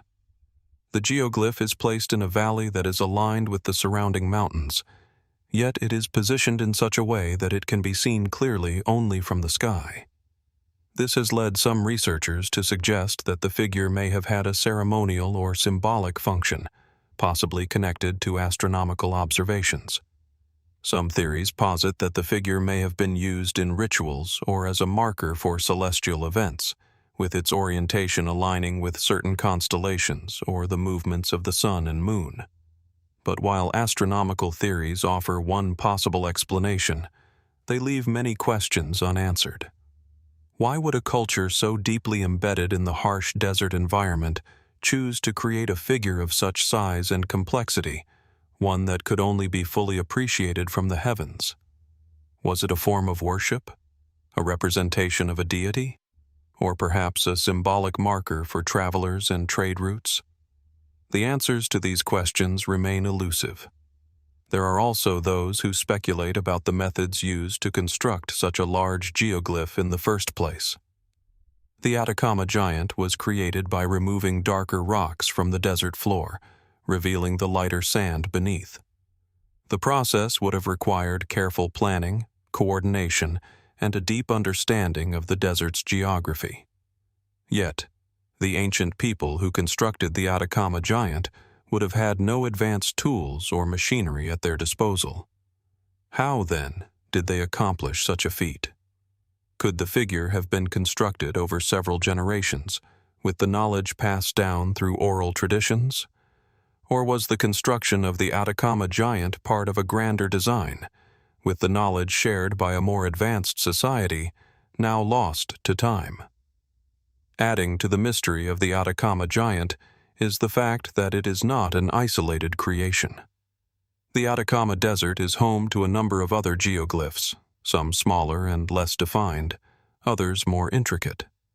These include figures of animals, geometric patterns, and even other human-like forms. These geoglyphs, like the Atacama giant, are spread across the desert floor, yet their significance is still not fully understood. Are they all part of the same cultural tradition, or do they represent the work of different peoples with distinct beliefs and practices? Could the figures in the desert serve as markers for an ancient network of sacred sites, or were they meant to guide travelers along important trade routes? The connections between these geoglyphs remain unclear, yet their presence in such a harsh, barren environment suggests that they held great meaning for the people who created them. As we delve deeper into the mystery of the Atacama giant, we are confronted with a broader question. What was the role of art and symbolism in the lives of ancient desert-dwelling peoples? In a place as barren and unforgiving as the Atacama Desert, where survival was a constant struggle, why would the creation of a monumental geoglyph be so important? Was it an act of defiance against the harsh landscape? A way of asserting human presence and identity in a place where nature seemed determined to erase all traces of life? Or was it a way to honor the forces of nature, to communicate with the gods, or to mark the passage of time and the movements of the stars? In many ways, the Atacama giant represents a paradox. On one hand, it is a symbol of human perseverance and creativity, a testament to the ability of ancient peoples to leave their mark upon the world despite the challenges they faced. On the other hand, it is a mystery that seems to elude our full understanding. The questions surrounding its purpose and construction are endless, and each theory we explore leads to more questions than answers. Was it a religious symbol, an astronomical marker, a ritualistic figure, or perhaps something entirely different, something we have yet to even conceive? The Atacama giant also invites us to reconsider the capabilities of ancient civilizations, to reflect on the vast knowledge and expertise that may have been possessed by cultures that we often consider primitive or rudimentary. In a world where technology has advanced far beyond anything ancient peoples could have imagined, it is easy to dismiss the achievements of the past as the result of simple tools and brute force. Yet, the construction of the Atacama giant, its scale, precision, and alignment with the natural world, challenges this view. It suggests that ancient peoples may have possessed a depth of knowledge that we have yet to fully comprehend. As we stand before the Atacama giant, gazing out across the endless desert, we are reminded of the profound mystery that still surrounds this monumental figure. Its purpose, its origins, and the methods used to create it remain unanswered. And yet, the very existence of the Atacama giant forces us to ask, what else might be hidden in the vast expanse of the desert? What other secrets, waiting to be discovered, lie beneath the sands? The Atacama giant may never fully reveal its story, but the questions it raises will continue to intrigue and inspire generations of explorers and historians, each seeking to uncover the hidden truths of this ancient, enigmatic world. In the high desert of northwestern New Mexico, a landscape of arid plains and craggy mesas unfolds beneath a vast sky. Here, nestled in the shadow of the Chaco Plateau, lies a site of staggering complexity and profound mystery. Chaco Canyon. It is a place that pulses with quiet reverence, an ancient center of culture and astronomy whose purpose and significance continue to elude scholars today.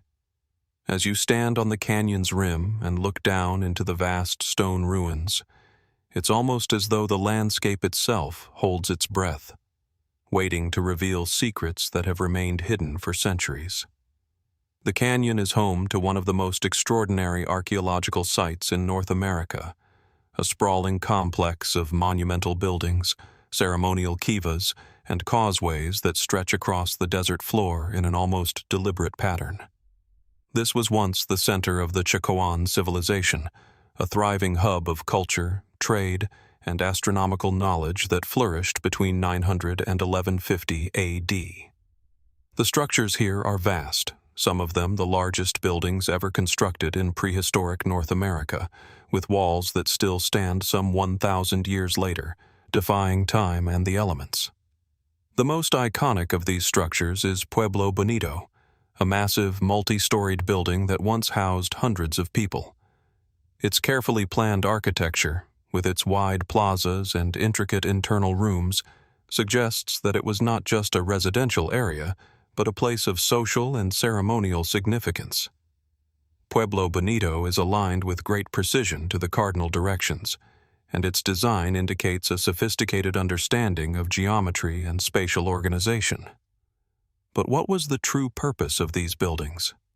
Were they simply places of dwelling, or did they serve a more profound role in the lives of the people who built them? Scholars have long debated the function of Chaco Canyon. Some argue that it was a religious and ceremonial center, a place where rituals were performed and astronomical observations made. The canyon's layout, with its wide streets and broad plazas, appears to suggest that it was more than a simple village. It was a place for gathering, for sharing knowledge, and perhaps for political and spiritual leadership. Other researchers propose that Chaco Canyon was an economic hub, a center of trade and commerce, where goods were exchanged and distributed to surrounding regions. The presence of exotic materials, such as macaw feathers and turquoise, suggests that the Chacoans were deeply connected to other cultures far beyond the canyon itself, perhaps as far as Mesoamerica. Yet, despite these mainstream explanations, there are more speculative theories that suggest something even more mysterious. Could Chaco Canyon have been a kind of astronomical observatory? Its layout, with its carefully constructed buildings and alignments to solar and lunar events, points to a people with an extraordinary understanding of the heavens. Some researchers have suggested that the canyon was designed as a massive timekeeping device, with its buildings acting as markers for the sun's movement through the sky, allowing the Chacoans to track the changing seasons and predict celestial events with remarkable accuracy. The complex system of roads that radiates outward from Chaco Canyon, stretching as far as 60 miles, might have been built to facilitate these astronomical observations, or perhaps to allow pilgrims to travel to the canyon for these significant celestial events. The alignment of Chaco Canyon to the solstices, lunar phases, and stellar constellations further supports this theory. In particular, the great houses of the canyon are oriented to match the solstice sunrises and sunsets. At winter solstice, the sun shines directly into the interior of certain buildings, casting long shadows and aligning with specific features in the architecture. This could not have been a mere accident. It seems to indicate that the Chacoans were intentionally observing and tracking the cycles of the earth and sky. But perhaps the most mysterious aspect of Chaco Canyon is the manner in which it was constructed. The buildings themselves were made from stone, and each structure was constructed with such precision that even today it is difficult to imagine how such complex architecture could have been created with the tools and methods available at the time. The stones used in construction were quarried from distant sources, some miles away, and transported over rugged terrain to the canyon. How did the builders, with no advanced machinery, move these heavy stones into place? How did they lift them to such heights, often without the aid of ramps or cranes? Some suggest that the Chacoans used sophisticated methods of leverage or even had knowledge of advanced techniques that have since been forgotten. But there are few definitive answers, and much about the construction remains speculative. Then, there is the question of why Chaco Canyon was abandoned. By the late 12th century, the great Chacoan civilization had all but disappeared, and the canyon itself was abandoned. While there is evidence of droughts and environmental stress during this period, It remains unclear whether these factors alone were responsible for the decline of the civilization.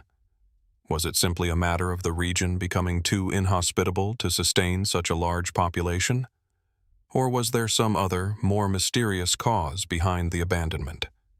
Was it a societal collapse, a political shift, or perhaps even a spiritual crisis that led to the desertion of Chaco Canyon? The suddenness of the abandonment, coupled with the lack of clear evidence of violent conflict, suggests that there may be factors at play that we have yet to understand. The mystery of Chaco Canyon is compounded by the fact that much of its knowledge has been lost to time.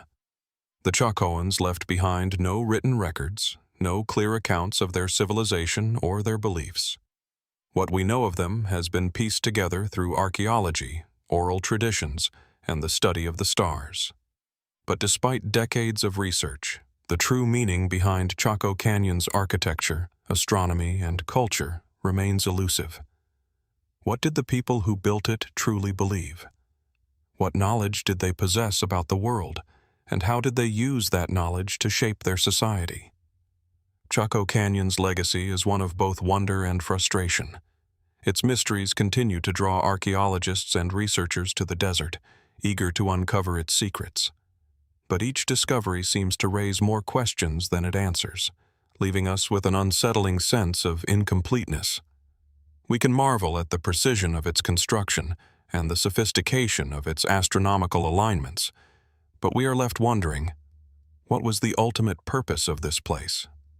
Was it a center of spirituality and knowledge, a political capital, or something entirely different? And why did its builders leave it behind, leaving us to ponder their legacy from the distant future? As we explore the remnants of Chaco Canyon, we are left with the haunting possibility that there is more to this place than we can comprehend. The questions it raises about ancient knowledge, culture, and society are as profound as they are elusive.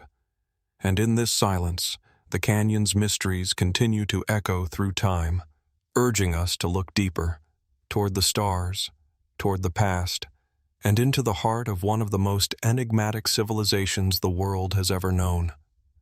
What remains hidden in the stones and ruins of Chaco Canyon? What secrets lie buried beneath the desert sands, waiting to be discovered? These questions linger in the wind, whispering a timeless call to all who seek the answers. In the windswept plains of the Orkney Islands, off the northern coast of Scotland, a landscape shrouded in mist and mystery holds one of the most enigmatic and ancient sites in Europe, the Henge of Brodgar. This colossal circle of standing stones, stretching across a wide, barren expanse, is a place where time seems to fold into itself, where the past is alive and yet unreachable, forever lost in the layers of history. The Henge of Brodgar stands as a silent witness to an ancient world, one whose true purpose has yet to be understood.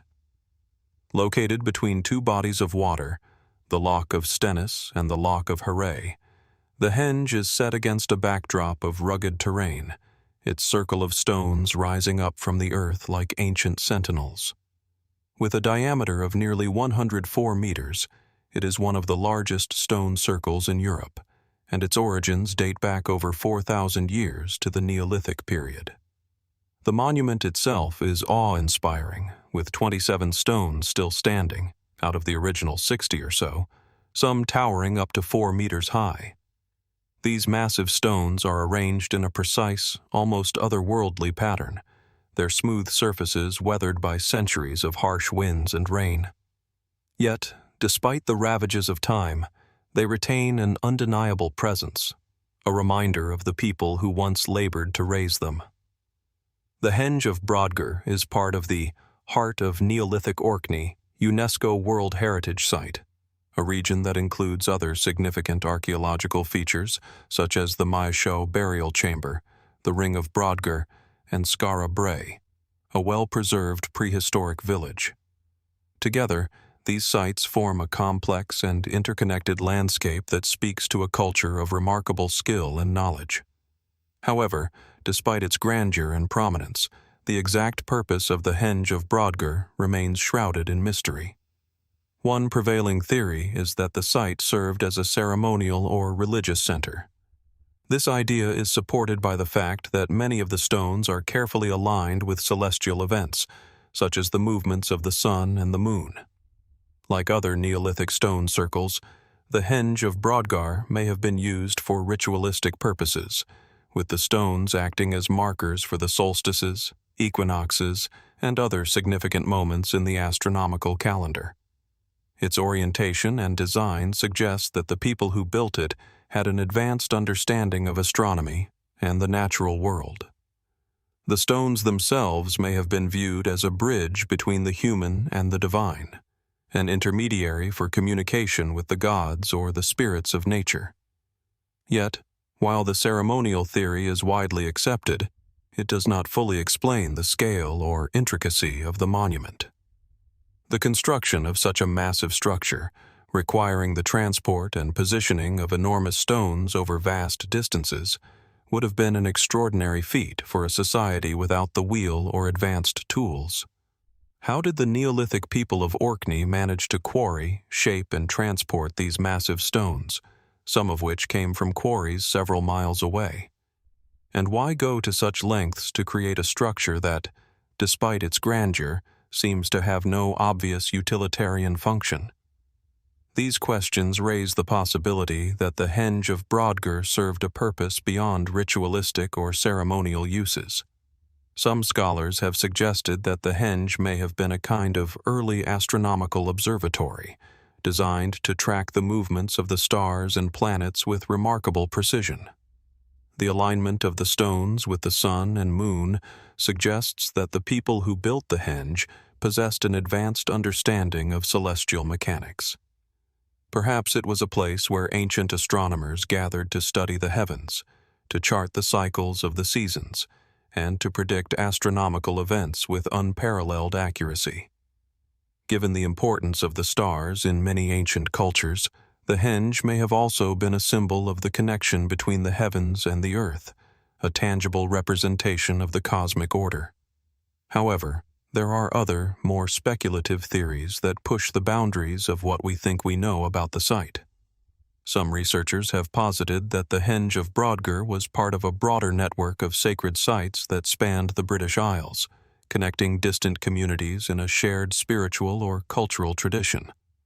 These ideas are bolstered by the presence of similar stone circles and megalithic structures across Europe, which suggest a common architectural and ceremonial language. Were the people of Orkney part of a much larger pan-European culture, one that shared knowledge and spiritual practices across great distances? If so, what kind of connection or communication might have existed between these ancient peoples? Others have proposed that the Henge of Brodgar may have been a center for social or political gatherings, rather than strictly a religious site. The sheer scale of the structure and its location, positioned at a crossroads between different communities, suggests that it may have served as a venue for gatherings, trade, or even conflict resolution. Was the Henge a neutral ground where leaders from different tribes or regions came together to negotiate, exchange goods, or make decisions? Or was it a site for large-scale feasts and festivals, where the bonds between different groups were strengthened through communal activities? Despite these intriguing theories, many questions about the Henge remain unanswered. One of the most striking aspects of the site is the mystery of its purpose. While it is easy to assume that ancient people built such monumental structures for religious or ceremonial reasons, the true motivations of the people who constructed the Henge may have been far more complex. Could the Henge have been a symbol of unity, a physical manifestation of shared beliefs and values among different groups? Or was it, as some have suggested, a marker of power and status, a way for an elite group to display their influence over the land and its people?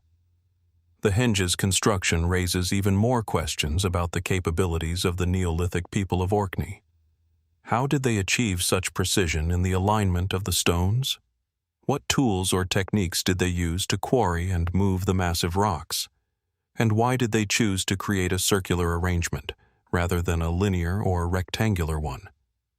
The size and complexity of the henge suggest that it was not merely a spontaneous construction, but the result of years, perhaps generations, of planning, labor, and knowledge.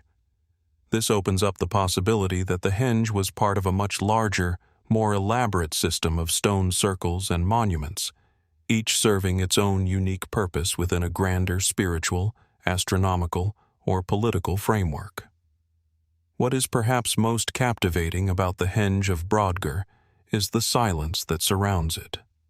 Unlike the towering stone structures of Egypt or the intricate temples of Mesopotamia, the henge exists in an isolated, windswept landscape, one that seems to whisper only the faintest echoes of its former glory.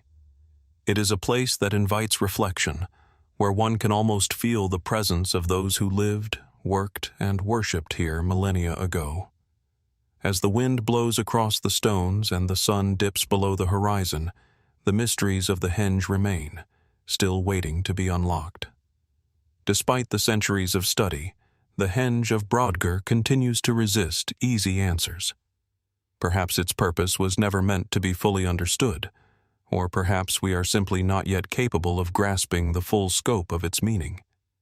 Was it a place of great spiritual power, or a hub of social and political activity? Was it built solely for astronomical observation, or did it have deeper, more symbolic significance? And why was it created at such a massive scale when it seems to serve no practical function?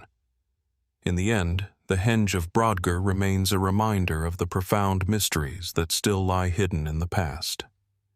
With each passing year, we uncover new layers of understanding about ancient cultures, but there are some things that seem destined to remain beyond our reach. The henge, in its quiet majesty, stands as a monument to the unknown, an enduring symbol of the power of human ingenuity, and a reminder that, even in the modern age, we are still searching for answers to the ancient questions that have been with us since the dawn of time. In the heart of the Spanish plains, nestled between the arid hills of Ciudad Real, there exists an ancient site so shrouded in mystery that even its name, Motilla del Azuer, sounds like a whisper from a forgotten past. Here, amidst the wind-swept landscape, a strange and imposing structure rises from the earth, its origins buried in the sands of time. Unlike the grandiose stone structures of other ancient civilizations, this is a fortress, a defensive bastion built with an ingenuity that suggests the presence of a society much more advanced than its era. Yet, despite its prominence and significance, the enigma of Motilla del Azuer continues to haunt archaeologists and historians alike. What was this place? And what, if anything, can it tell us about the people who once inhabited these plains? Motilla del Azuer is a hilltop settlement, or motilla, a term used to describe artificial mounds built by ancient peoples. These mounds, though modest in comparison to the monumental pyramids or temples of other cultures, offer a window into the past, an attempt to understand how people adapted to their environment, how they protected themselves, and how they lived in a world very different from our own. At Motilla del Azuer, the first thing that strikes you is the layout of the settlement. Unlike the familiar grid-like patterns of other ancient cities, this settlement is circular, with its heart built around a massive central well that once served as both a water source and a means of defense. The well, situated in the middle of the structure, is deep and imposing, surrounded by a complex system of walls, ditches, and trenches that once provided protection from intruders. The most striking feature of the Motilla del Azuer settlement is its concentric design, an intricate circle of walls that seem to form a labyrinth of defense. These circular walls encircle the well at the center, giving the site a unique appearance. Surrounding the central well are the remnants of houses, storage rooms, and pathways that once connected the inhabitants to one another, creating a highly organized community. The sheer scale of the construction raises immediate questions. How did a society of what was likely a small local tribe manage to create such an imposing fortress, and why was it needed? The answer may lie in the period during which Motilla del Azuer was constructed. Dating to the Late Bronze Age, around 1600 to 1200 BC, the settlement is believed to have been built by a society known as the Iberians. These people, living in what is now modern Spain, were part of a culture that thrived in the fertile valleys and hills of the Iberian Peninsula. The Iberians were skilled metalworkers, traders, and farmers, and their culture was rich with artistic traditions. But, like many ancient societies, they lived in a world fraught with conflict. The strategic location of Motilla del Azuer, on a hilltop overlooking the surrounding plains, suggests that its construction was motivated by a need for defense, likely from raiders or neighboring tribes. The well in the center of the settlement could have been both a vital resource and a tactical advantage, allowing its inhabitants to survive long sieges or periods of drought. However, this widely accepted view of Motilla del Azuer as a defensive stronghold does not fully explain the intricacy of its design. The circular layout, the use of a central well, and the carefully constructed defensive walls suggest a level of planning and sophistication that was far beyond what was typical for settlements of the time. What's more, the scale of the construction implies a level of social organization, coordination, and possibly labor force that requires further explanation.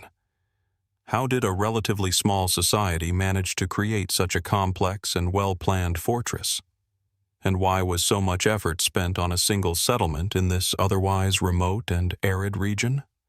Some have posited that the settlement served as a focal point for a much broader network of trade and interaction. The Iberians were known to engage in trade with neighboring Mediterranean cultures, and the strategic position of Motilla del Azuer could have made it an important hub for goods and information. The settlement's circular design may have had symbolic significance, perhaps representing the cyclical nature of life or the sun. This would align with other Neolithic and Bronze Age societies, which often imbued their architecture with cosmological meanings. Could the circular structure of Motilla del Azuer have been a symbol of the community's connection to the heavens or the earth, an embodiment of their beliefs about the universe? Further investigation into the material remains found at the site raises more questions. Tools, pottery, and metal objects discovered at Motilla del Azuer suggest that the inhabitants were highly skilled craftsmen. Some of the metalwork appears to be of considerable quality, pointing to a society with access to advanced technology for its time. Yet, there are no monumental inscriptions, no written records that explain the purpose of this settlement or the lives of those who lived there. The absence of written language is not unusual for the Iberians, who relied on a system of symbols and signs rather than formal writing, but it does complicate our understanding of their culture. There is also evidence that the site was not permanently occupied.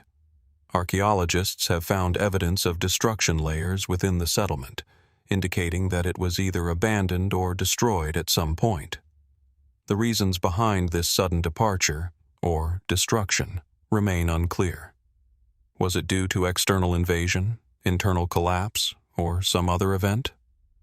The lack of evidence of violent conflict at the site has led some researchers to speculate that the settlement may have been abandoned due to environmental changes, such as drought, which made it harder to sustain the population.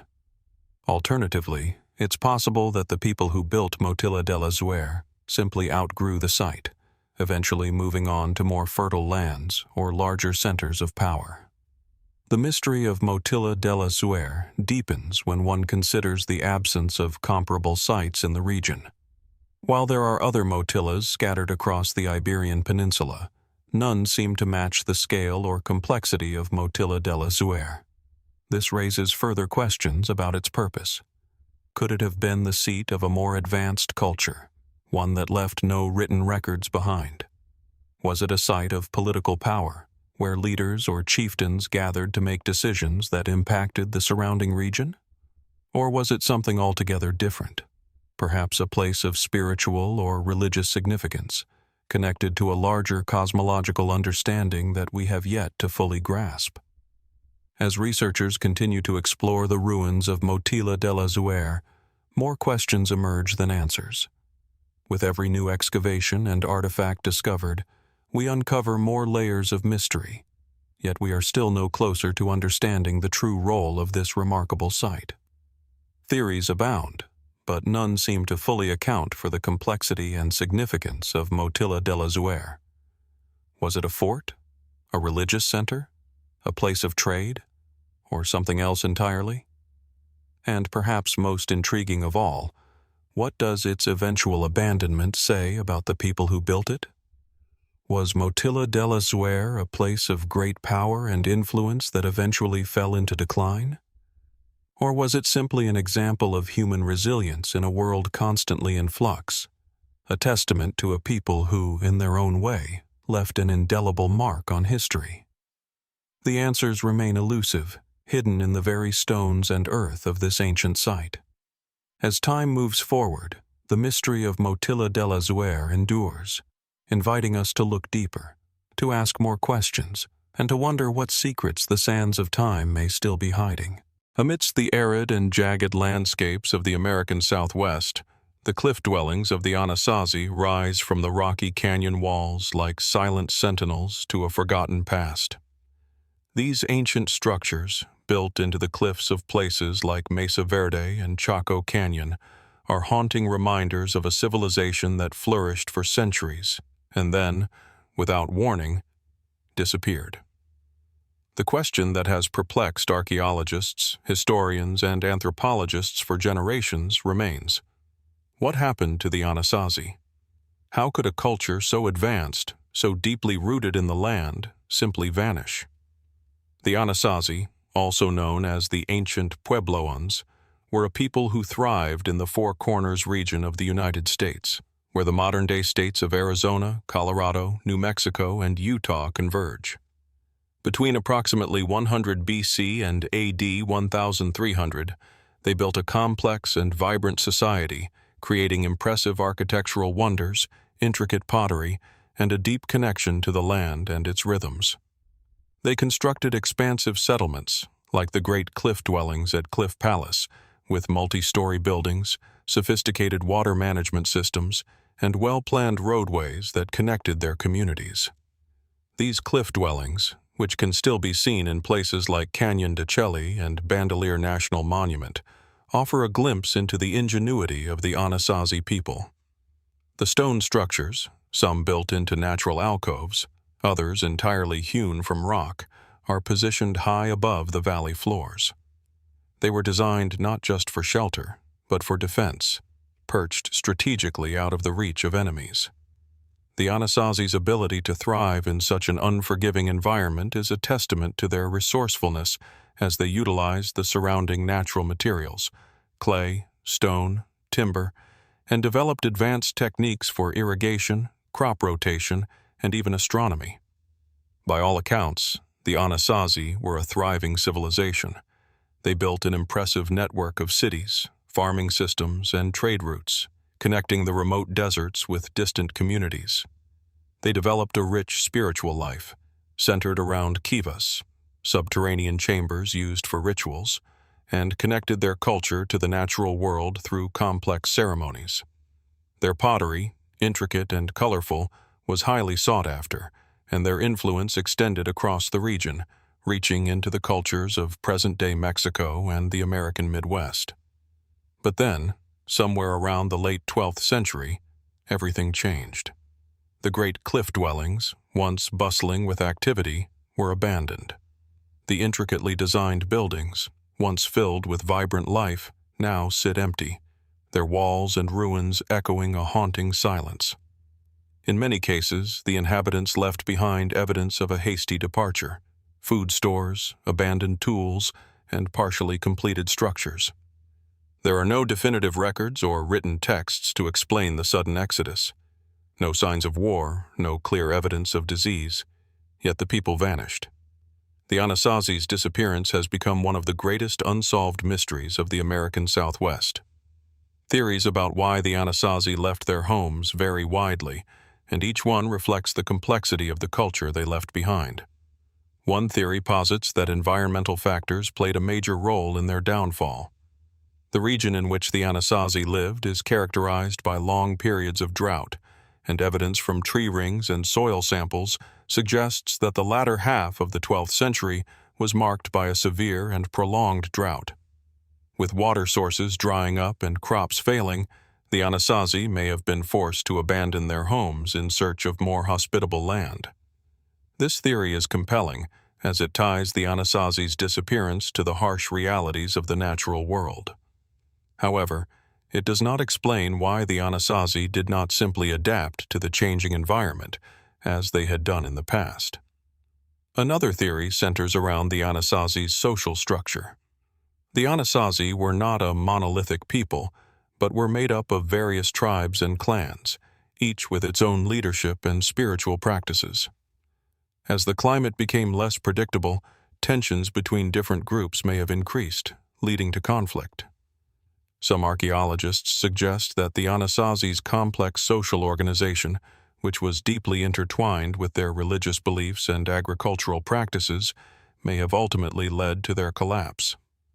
If resources became scarce, it's possible that competition between groups for water, food, and land could have led to infighting, undermining the very structure that had allowed the Anasazi to thrive for so long. But not all explanations are rooted in the practical or the environmental. Some have proposed more speculative, even fringe theories. A popular one involves the idea of a cataclysmic event, perhaps an earthquake, a volcanic eruption, or some other natural disaster that disrupted the Anasazi's way of life. These events could have caused structural damage to the cliff dwellings or created conditions that forced the people to leave. While there is little physical evidence to support this theory, it remains an intriguing possibility. Others have looked at the possibility of external invasions. The Anasazi lived at a time when trade, cultural exchange, and competition with neighboring groups were common. It is possible that a rival group or groups attacked or displaced the Anasazi, forcing them to leave their homes. The lack of clear evidence of such a conflict is one of the reasons this theory has not gained widespread acceptance, but it still lingers as a possibility. And then there are the more mystical theories, which suggest that the Anasazi's disappearance may have been the result of something entirely outside the realm of natural or human causes. Some proponents of these theories suggest that the Anasazi were part of an ancient, advanced civilization with knowledge and technologies far beyond their time. According to these ideas, the Anasazi may have ascended to a higher plane of existence or migrated to a distant land, leaving behind only the remnants of their culture for future generations to ponder. This theory echoes ancient astronaut ideas, suggesting that extraterrestrial influences could have been involved. While there is no concrete evidence for these claims, they continue to captivate the imagination.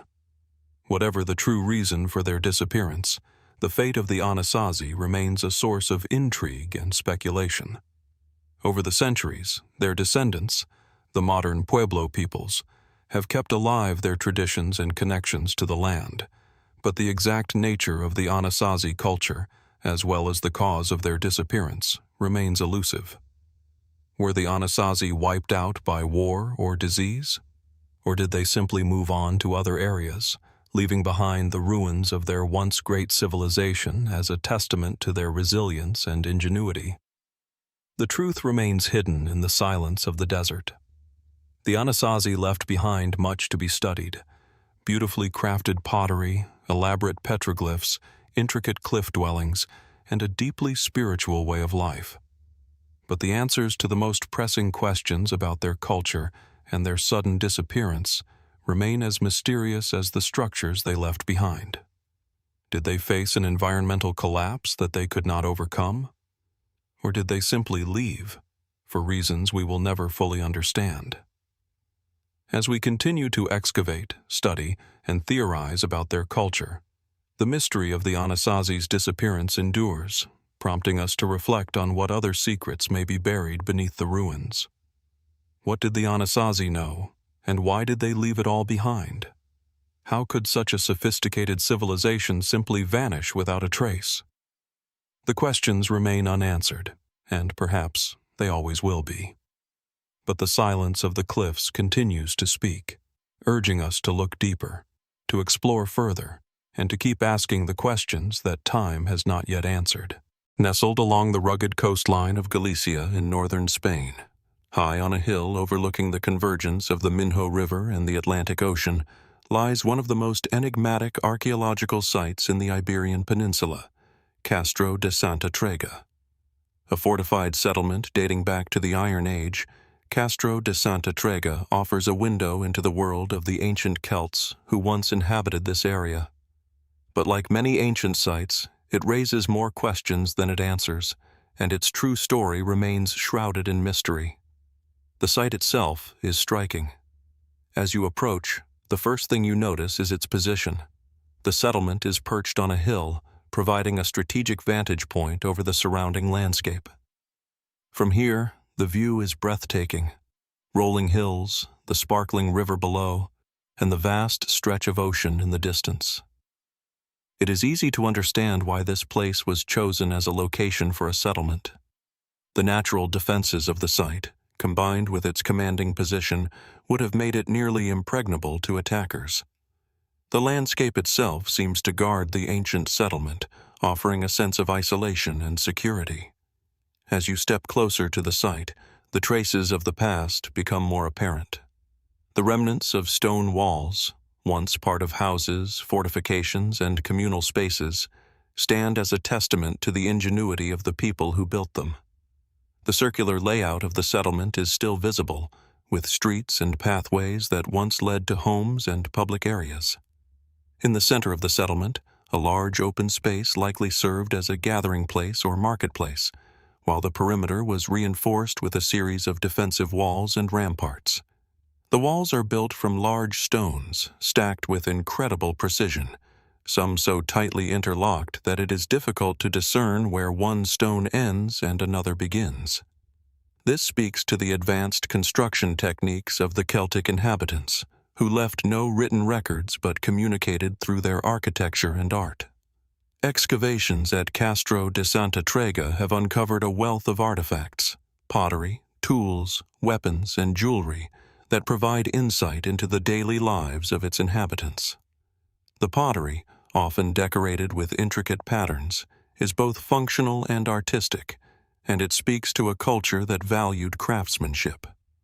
The tools found at the site suggest that the people of Castro de Santa Trega were skilled farmers, hunters, and artisans. Their metalwork, including bronze and iron objects, indicates a high degree of technological sophistication. And yet, despite the wealth of material culture, there is no definitive answer as to who exactly these people were or what their broader cultural connections might have been. While the site itself offers much to study, the true mystery of Castro de Santa Trega lies in the questions it raises about its origins and its eventual abandonment. The settlement is thought to have been inhabited from the 5th century BC until the 1st century AD, a period during which the Celts dominated much of Western Europe. However, the reasons behind the settlement's sudden decline are unclear. No definitive evidence points to a single cause, whether it was external invasion, internal collapse, or environmental factors that led to its abandonment. It's possible that, like many ancient settlements, Castro de Santa Trega was simply a victim of time, its people migrating elsewhere as conditions changed or as new powers rose in the region. The most compelling and mysterious aspect of the site is its connection to the broader Celtic world. The Celts, a diverse and far-reaching group of tribes, left behind a legacy that stretches from Ireland to Spain and from the British Isles to the Balkans. They were known for their complex social structures, their warrior culture, and their religious practices, but much about them remains speculative. At Castro de Santa Trega, the evidence suggests that the settlement was part of a larger Celtic network, engaged in trade, warfare, and cultural exchange with other Celtic communities across Europe. This raises the intriguing possibility that Castro de Santa Trega was more than just a local settlement. It could have been a key player in a larger political and economic system, a cultural center with connections to distant lands. One of the most fascinating aspects of the site is the apparent mix of Celtic and Iberian influences. While the people of Castro de Santa Trega are often classified as Celts, the artifacts and architectural elements found at the site suggest that their culture was not entirely homogeneous. There are clear signs of Iberian influence in the pottery styles and the construction techniques, and this has led some scholars to speculate that the settlement may have been a hybrid culture, a fusion of Celtic and Iberian traditions. This is not unusual in the ancient world, where trade and migration often led to the blending of cultural practices.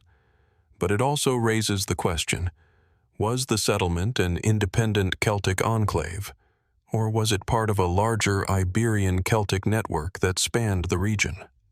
While mainstream scholars generally attribute the site's construction to the Celts, there are more speculative theories that suggest an even deeper connection between Castro de Santa Trega and earlier, more ancient civilizations. Some have pointed to the site's location and its advanced construction techniques as evidence of a lost civilization with knowledge far beyond that of the Celts.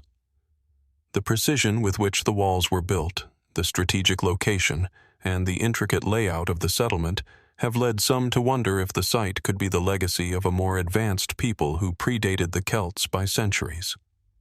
Could it be that the Celts were not the original builders of Castro de Santa Trega, but instead inherited or adapted the site from an earlier, more sophisticated culture? There are even fringe theories that suggest a more fantastical explanation, that Castro de Santa Trega might have been a site of spiritual or astronomical significance. The positioning of the settlement, with its sweeping views of the land and the stars above, could have been intentional. Was the settlement built with celestial alignments in mind? Were the people of Castro de Santa Trega aware of astronomical phenomena that we have only recently rediscovered? Some have speculated that the settlement could have been used as an observatory or a ritual center, and that the Celts used the site for religious ceremonies that were deeply tied to the cycles of the moon and stars. Despite these intriguing theories, there is no definitive evidence to support them, and much of the mystery surrounding Castro de Santa Trega remains unsolved. The site has been studied extensively, and yet it still holds many secrets. What was the true purpose of the settlement? Was it simply a fortress and a trading hub, or was it a center of spiritual and astronomical significance? What happened to the people who once inhabited it? Did they abandon the settlement voluntarily, or were they driven away by forces beyond their control? And perhaps most intriguingly of all, who were they? Were they a purely Celtic people, or did they represent a blend of cultures, an intersection of ancient traditions and practices? As archaeologists continue to explore Castro de Santa Trega, one thing remains clear. The site's mysteries are far from solved. It is a place where the ancient and the unknown intersect, where the echoes of a lost civilization can still be heard in the wind that sweeps across the hill. For now, the answers remain hidden beneath the stones and earth, waiting for the day when we might finally uncover them. But as with so many ancient mysteries, the more we uncover, the more questions seem to arise, reminding us that some puzzles may never be fully solved. And perhaps that is the very nature of history, an ongoing journey of discovery, where each answer only leads us to more mysteries. Nestled deep in the undulating hills of ancient Anatolia, amidst the remains of forgotten cities and temples, lies the Temple of Kardaki.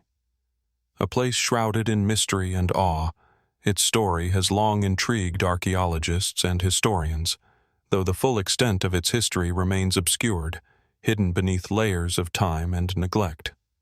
With only fragments of its once grandiose structure still standing, the Temple of Kardaki has become a symbol of both wonder and the unknown. The temple itself, located in what is today a remote and rugged region, was part of a much larger complex that sprawled across the landscape, its boundaries still uncertain. The site is situated on a plateau, offering a commanding view of the surrounding valley below. which was once the heart of a flourishing civilization. The temple's placement is no accident. Strategically positioned, it seems, to not only serve as a religious sanctuary, but also as a landmark visible from miles around. It was a place of worship, but also a testament to the power of the society that built it.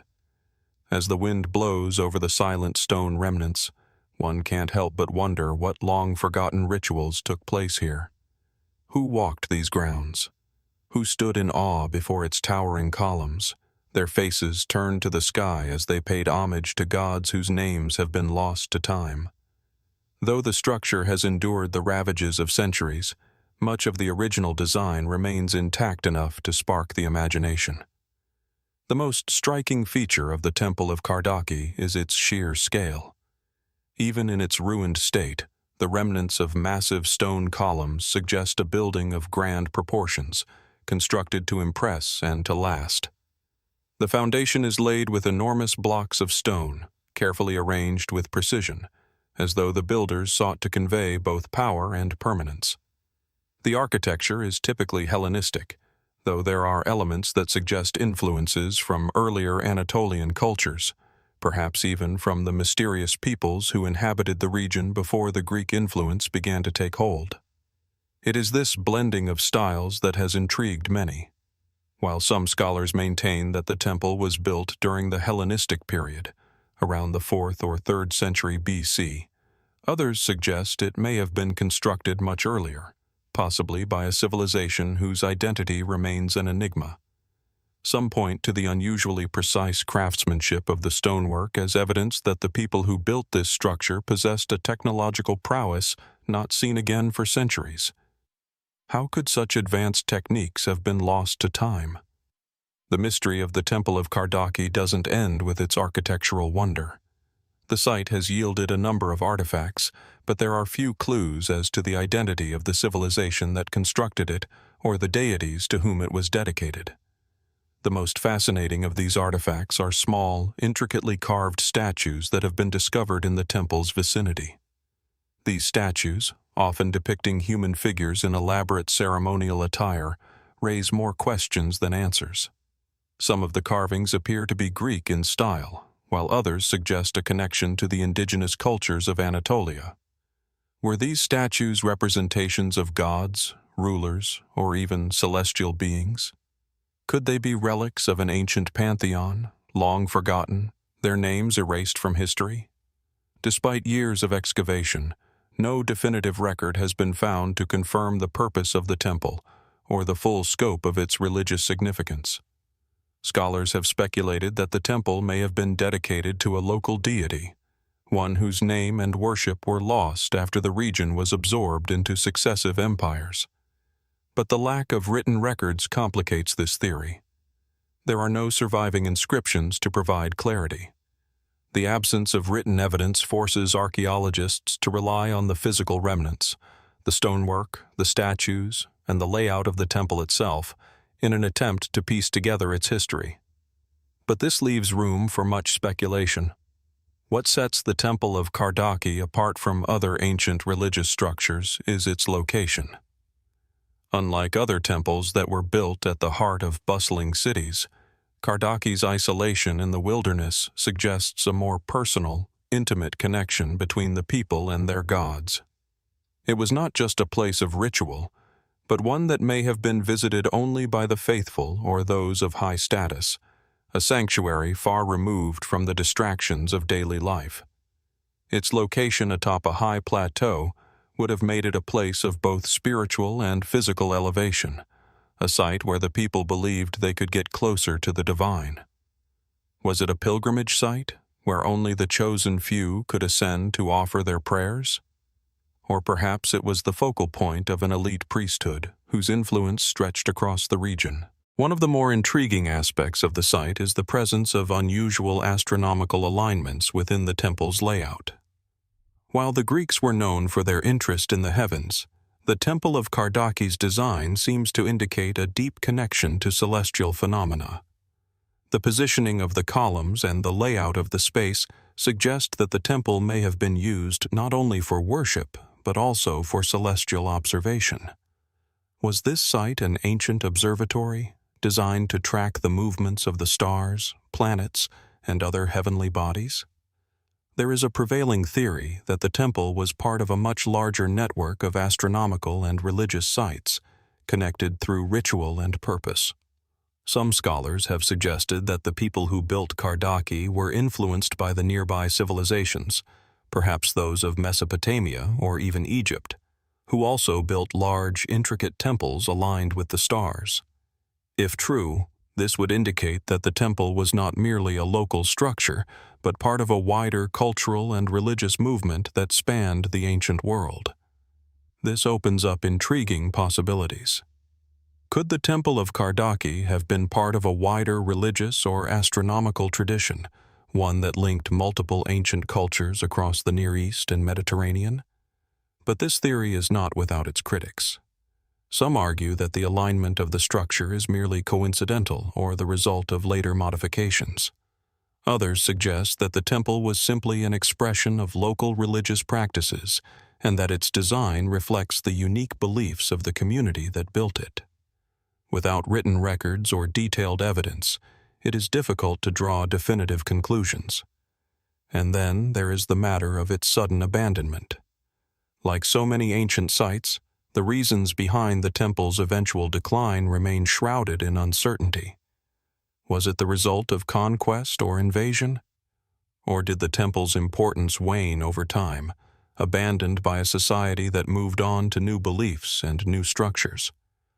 Perhaps, in the face of shifting political or religious landscapes, the temple was simply forgotten, left to crumble in isolation.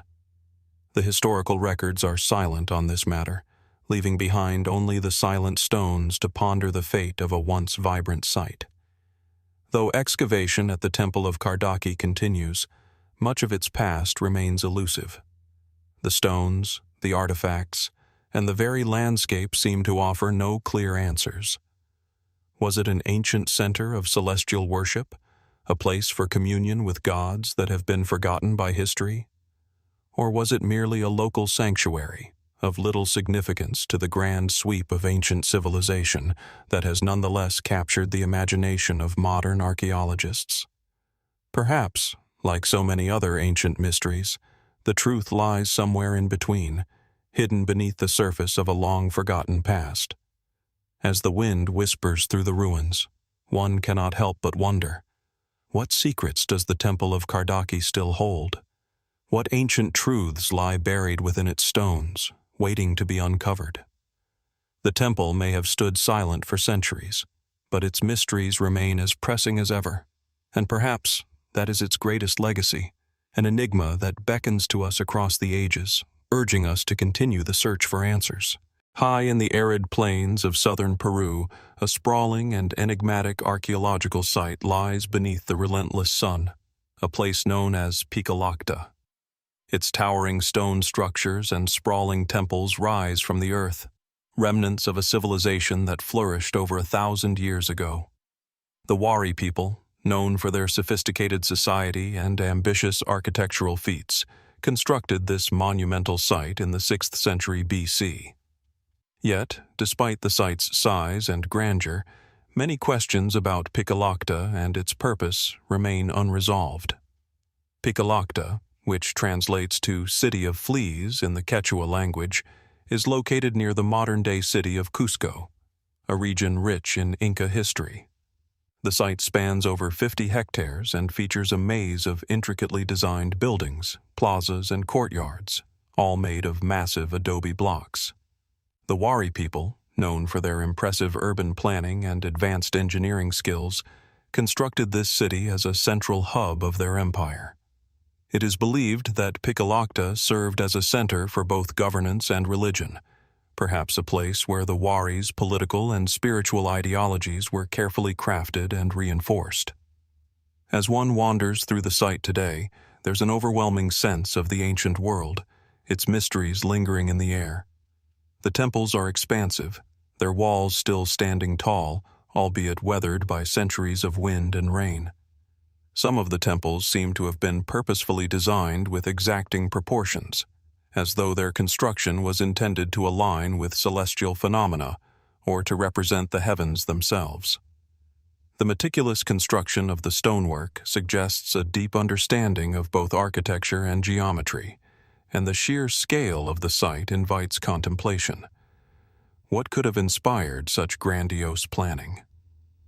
The most intriguing and still uncertain aspect of Pikillaqta is its purpose. Was it a ceremonial center, like many other ancient temples, dedicated to the worship of deities or celestial forces? Some scholars believe that the Wari built Pikillaqta as a focal point for religious activities, perhaps a place where high priests performed rituals to appease gods that controlled both the land and the heavens. However, this theory remains speculative. Evidence of ritual activity is scant, and no definitive inscriptions or records have been found to explain the site's religious role. There are other clues, though, that hint at a more complex social and political function. Several large plazas, surrounded by rows of rooms, suggest that Pikillaqta may have served as a ceremonial and administrative center, where powerful elites convened to manage the Wari Empire's vast territorial expanse. Some of the buildings are particularly large and imposing, their scale far outstripping that of ordinary dwellings or places of worship. Were these the palaces of the Wari rulers? Or perhaps they were meeting halls where leaders gathered to discuss matters of governance, trade, or warfare. The presence of expansive roadways connecting Pikillaqta to other Wari sites raises further questions. Archaeologists have identified several pathways leading from Pikillaqta to other key Wari cities, suggesting that this location was not only a cultural and spiritual hub, but also a strategic one. Was Pikillaqta located where it was for reasons of defense or access to key trade routes? The Wari Empire, though less famous than its Incan successors, controlled a vast swath of territory in the Andean highlands, and Pikillaqta may have played a pivotal role in maintaining the cohesion and expansion of that empire. Despite its strategic importance, Pikillaqta appears to have been abandoned long before the rise of the Incas. The Wari civilization itself declined around the 10th century AD, and by the time the Inca Empire came to power several centuries later, Pikillaqta had already been left to the elements. What caused the fall of the Wari Empire and the desertion of this massive site? Was it a result of internal strife, natural disaster, or perhaps the collapse of their agricultural systems? The reasons for the Wari's disappearance remain unclear, with theories ranging from environmental collapse to warfare with neighboring peoples. Though the Wari Empire's decline is shrouded in uncertainty, it is known that their cultural influence continued to resonate in the Andean region, particularly in the art and architecture of the Inca civilization.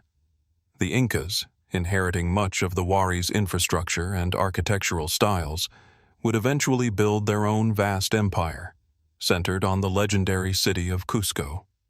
In fact, some archaeologists believe that the Incas' design of their own city was heavily influenced by the layout of Pikillaqta, especially the way the Wari employed geometric precision in their construction. Could it be that the Wari, though long gone, provided the blueprint for one of history's most iconic civilizations? Yet, as fascinating as these connections may be, they also raise the question, was the collapse of the Wari Empire merely the result of internal decline, or could it have been the consequence of something much more mysterious? Was there a deeper force at play, an external influence, or even a sudden catastrophic event that contributed to the fall of the Wari and the abandonment of Pikillaqta? Could environmental changes, such as prolonged droughts, have devastated the agricultural systems that the Wari relied upon, leading to mass migrations and the disintegration of their culture?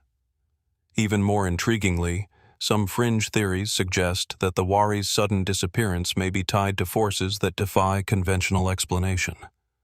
Could the site have been abandoned due to a religious or prophetic crisis, perhaps linked to a prophecy that foretold their downfall? Ancient civilizations often left behind cryptic clues, such as enigmatic texts or unusual religious symbols, and Pikillaqta is no exception. Some believe that the Wari people may have abandoned their temples and grand edifices due to a spiritual crisis, perhaps as a result of divine intervention or an otherworldly revelation. However, without concrete evidence, this idea remains speculative at best. While it is impossible to say for certain what caused the decline of the Wari people or the abandonment of Pikillaqta, one thing is clear. The mystery of this ancient site is far from solved. As archaeologists continue to piece together the fragments of this lost civilization, new discoveries will likely emerge, bringing us closer to understanding the true role of Pikillaqta within the larger context of the Wari Empire. Yet, for now, the site stands as a silent testament to a once great culture that has left behind few answers, only questions. Perhaps one of the most enduring mysteries surrounding Pikillaqta is its legacy. What happened to the knowledge and culture of the Wari people? Did their practices and beliefs survive in the traditions of later Andean civilizations, such as the Incas, or were they entirely erased from history? What was the true significance of their temples, and why did they choose to abandon them so suddenly? As we continue to explore the wonders of the ancient world, we are left to wonder, will we ever fully understand the forces that shaped the Wari Empire? What secrets lie beneath the windswept ruins of Pikillaqta, waiting to be uncovered? Until then, we can only speculate on what might still be hidden within this enigmatic site, its history lying just beyond our reach, waiting to be revealed. Nestled beneath the cold, deep waters of Lake Michigan, hidden from view and shielded by time, lies an ancient enigma that continues to baffle both scientists and historians alike. This submerged formation, often referred to as Lake Michigan Stonehenge, is a site that holds the key to many unanswered questions about pre-Columbian cultures and their relationship to the landscape. While it remains an obscure and mysterious archaeological discovery, it offers tantalizing clues about ancient knowledge, rituals, and even the possibility of unknown civilizations that once thrived in North America long before the arrival of European settlers. The submerged rock formation was first discovered in 2007 when a team of researchers using sonar equipment mapped the lakebed near the shores of Michigan's northern peninsula. What they found was striking: symmetrical stone formations that resembled ancient standing stones, with some of the rocks arranged in what appeared to be a circular or triangular pattern. To anyone familiar with other megalithic sites around the world, such as the famous Stonehenge in England, the resemblance is striking. However, there are no known records of such a site existing in the area, and the questions surrounding its purpose remain unresolved. The discovery came as a surprise to researchers.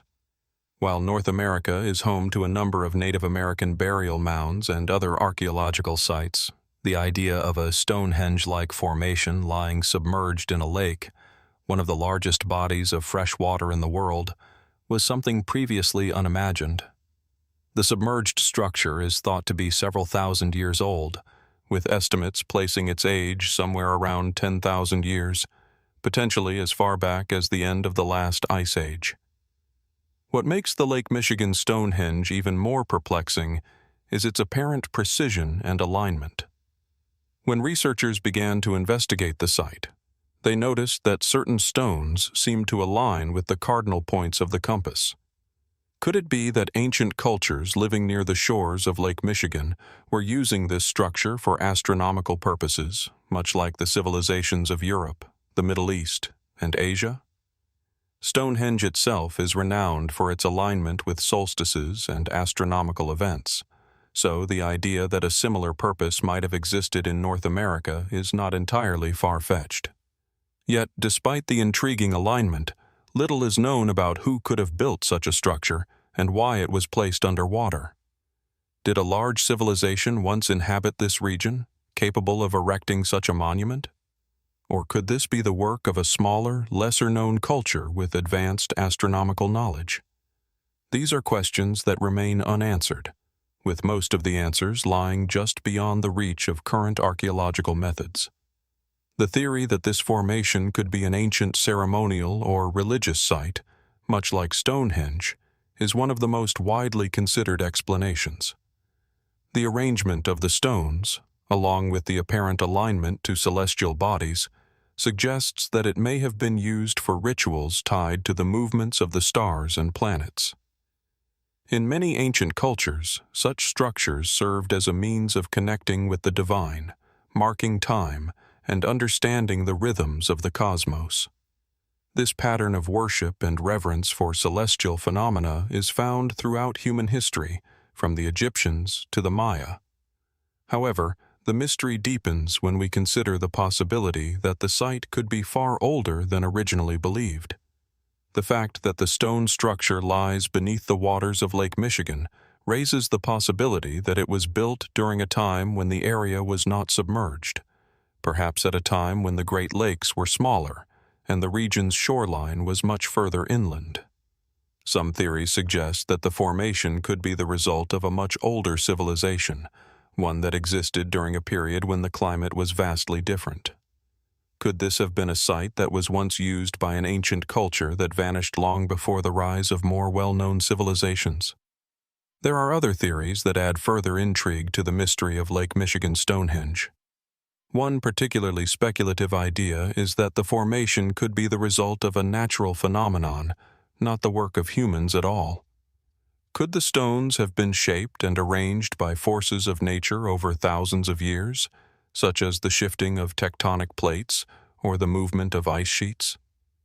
While some experts dismiss this idea, others point to similar natural formations in the world, such as the Giant's Causeway in Ireland, as evidence that nature can indeed create structures that seem to mimic human design. However, most researchers are not convinced that the site is purely natural. The precision with which the stones are arranged, along with their apparent alignment, suggests that there is more to the story. Yet another fascinating possibility is that this site could be evidence of a lost or forgotten civilization. The idea that ancient peoples might have lived along the shores of Lake Michigan, erecting grand stone structures long before the rise of indigenous cultures, such as the Mississippians or the Anasazi, challenges our current understanding of North American prehistory.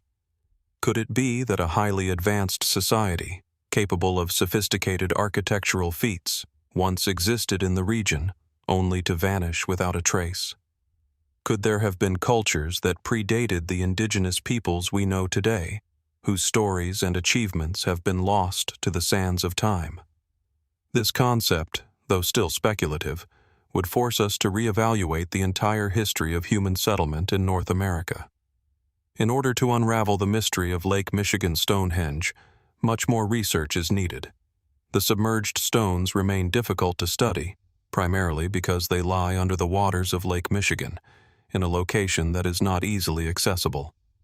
So far, researchers have been able to use sonar and submersible cameras to capture images of the formation, but much of the site remains unexplored. Diving in such deep and cold waters presents significant challenges, and the harsh weather conditions in the region only add to the difficulty. As technology continues to improve, however, it is likely that more discoveries will be made, and new methods for studying submerged sites will emerge. At this point, the Lake Michigan Stonehenge remains an enigma, its true purpose and origin a tantalizing puzzle. The theories about its use and construction are diverse, ranging from those that suggest an ancient ceremonial function to those that speculate on the existence of lost civilizations. There are also those who propose more outlandish ideas, suggesting that the formation could have been built by extraterrestrial beings or by ancient seafaring cultures that have left no trace of their existence elsewhere. As we continue to explore the waters of Lake Michigan, one thing is certain: the mystery of the Stonehenge-like formation is far from solved. With every new scan, every new piece of evidence, more questions are raised than answered. Perhaps in time, we will unlock the secrets of this ancient site, and perhaps we will come to understand the civilization that constructed it. Until then, the Lake Michigan Stonehenge will remain a testament to the unknown, waiting patiently beneath the waves, its purpose hidden in the depths of time.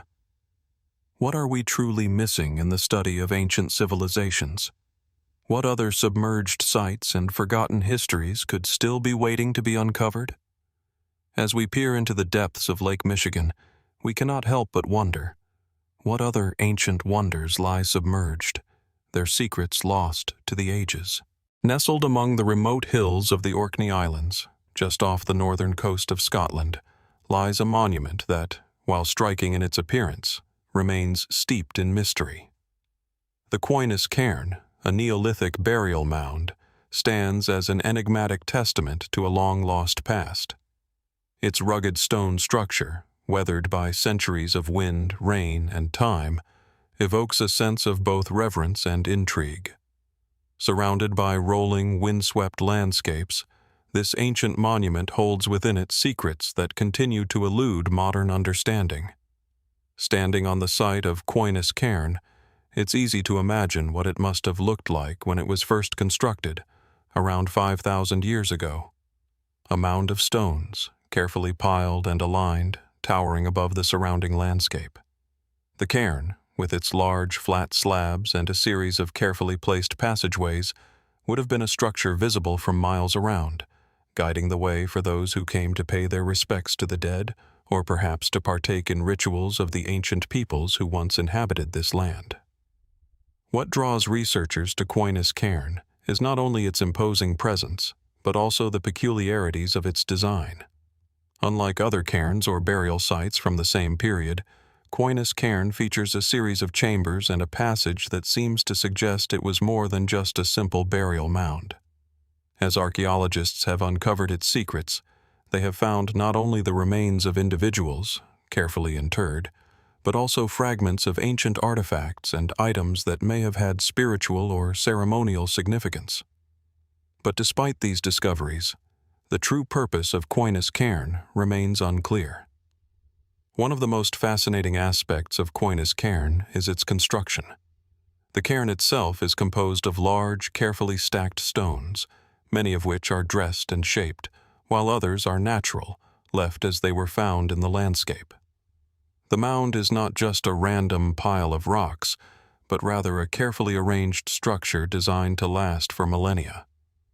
The builders of Quoyness Cairn had an intricate understanding of stonework and geometry, making use of large megaliths to create a structure that would stand the test of time.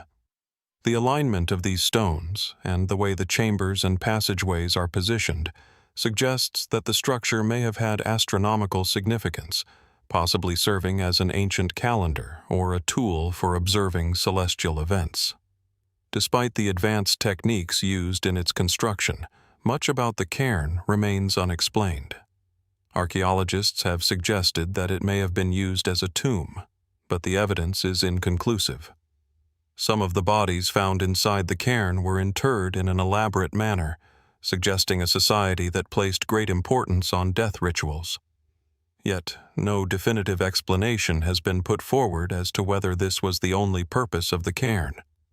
Could it have also served as a ceremonial space, a place for communal gatherings and rituals, or perhaps even a site for marking the passage of time through the stars and seasons? One of the most intriguing aspects of the cairn is the mysterious artifacts that have been found within it. Among the bones and remnants of human remains, archaeologists have uncovered fragments of pottery, tools, and even remnants of animal bones. These artifacts suggest that the people who built the cairn were part of a complex society with a rich culture. The presence of animal bones, for example, may point to rituals involving sacrifice or feasting, though this is purely speculative. Additionally, some of the pottery fragments discovered show signs of intricate decoration, suggesting that the people of this time had an aesthetic sensibility and an understanding of craftsmanship. Yet, there are also strange features of Quoyness Cairn that defy easy explanation. For instance, the site's passageway and chambers seem too large for the relatively small number of bodies discovered there. This raises the possibility that the cairn was used for a purpose other than burial, or perhaps that it was intended to serve multiple roles over time. Some scholars have speculated that the cairn may have been a site of initiation, where the dead were honored and their spirits were believed to pass into the afterlife. Others have suggested that it may have served as a communal space, used for gatherings and rituals that transcended the realm of death. As with many other ancient structures, the absence of written records leaves much open to interpretation. What's more, the passage of time and the erosion of the landscape have made it increasingly difficult to discern the true purpose of the cairn. What remains are fragments of a forgotten world, pieces of a puzzle that we may never fully solve. One of the more speculative theories surrounding Quoyness Cairn involves its potential alignment with celestial events. Some have drawn parallels between the cairn's layout and other ancient sites known for their astronomical significance, such as the famous passage tombs of Newgrange in Ireland or the megalithic structures at Stonehenge. Could it be that the people who built Quoyness Cairn were using the structure as a way to track the movements of the stars and planets, much like other ancient cultures did? Perhaps the cairn's chambers were designed to align with certain constellations or solar events, marking the changing of the seasons or serving as a calendar for agricultural cycles. While this idea remains speculative, it's worth considering that the people of this era had a profound understanding of the natural world. Their ability to build such complex and enduring structures suggests a sophisticated knowledge of geometry, astronomy, and the cycles of nature. The people who constructed Quoyness Cairn may have been among the first to recognize the relationship between the movements of the heavens and the rhythms of the earth. In fact, many ancient cultures around the world created similar structures to mark celestial events. From the Great Pyramids of Giza in Egypt to the ancient temples of the Maya, monuments to the stars were central to the spiritual and cultural lives of many ancient civilizations. If Quoyness Cairn was indeed used for such purposes, it would place the Orkney Islanders among the ranks of these early astronomers, adding yet another layer of mystery to the site. Another possibility is that the cairn was not built by the people who lived in Orkney during the Neolithic period, but by a much earlier civilization whose presence has been lost to time. Some researchers have suggested that Quoyness Cairn may be the work of a mysterious culture that predated the known settlers of the islands, a group whose influence and knowledge has been largely erased from history. Could the cairn be the remains of an earlier, more advanced civilization that was eventually replaced by the cultures we know today? Whatever the truth may be, the fact remains that Quoyness Cairn is a site that still holds many secrets. The stones, still standing strong against the elements, continue to whisper their stories to those willing to listen. As we look to the past and consider the possibilities of ancient knowledge and technology, we can only wonder what we might discover as we continue to explore the mysteries of the world's forgotten monuments. What was the true purpose of Quoyness Cairn? Was it a site of astronomical significance, a place of ritual and burial, or something else entirely? What other forgotten histories lie hidden beneath the surface of the land, waiting to be uncovered? As we move forward in our exploration of the past, the questions surrounding Quoyness Cairn remain unanswered, leaving us to wonder what ancient truths might still be waiting to be revealed. Nestled deep in the rolling hills of Andalusia, Spain, the Dolmen of Soto rises from the earth like an ancient sentinel. A massive stone monument, shrouded in mystery and standing the test of time, it evokes a sense of wonder and reverence. This megalithic structure, carefully constructed from enormous stones, has defied complete explanation since it was first discovered. In a landscape dotted with ancient burial sites, the Dolmen of Soto is one of the most enigmatic, a monument that seems to whisper of a forgotten age, where the people who built it have long since faded from history. The dolmen itself is an imposing structure. Towering slabs of stone form a burial chamber, and a massive capstone rests atop the arrangement, completing the monumental burial tomb. The site is located near the small village of Soto, in a region known for its rich history and archaeological significance. The dolmen is part of a tradition of megalithic architecture that spans much of Western Europe, with similar structures found in Ireland, Britain, France, and even as far south as Malta. Yet, despite its resemblance to other dolmens, the Dolmen of Soto stands out due to its remarkable preservation and the questions it raises about the people who built it. Dating back to around 3000 BC, the Dolmen of Soto belongs to the Neolithic period, a time when human societies were beginning to evolve from nomadic hunter-gatherers to settled agricultural communities. It is believed that the dolmen served as a tomb for important individuals or families, marking a significant transition in the cultural practices of the time. However, what sets this dolmen apart is not just its function, but its execution. The sheer scale of the Dolmen of Soto is striking. The capstone alone weighs an estimated 20 tons, and the upright stones supporting it are no less impressive in size.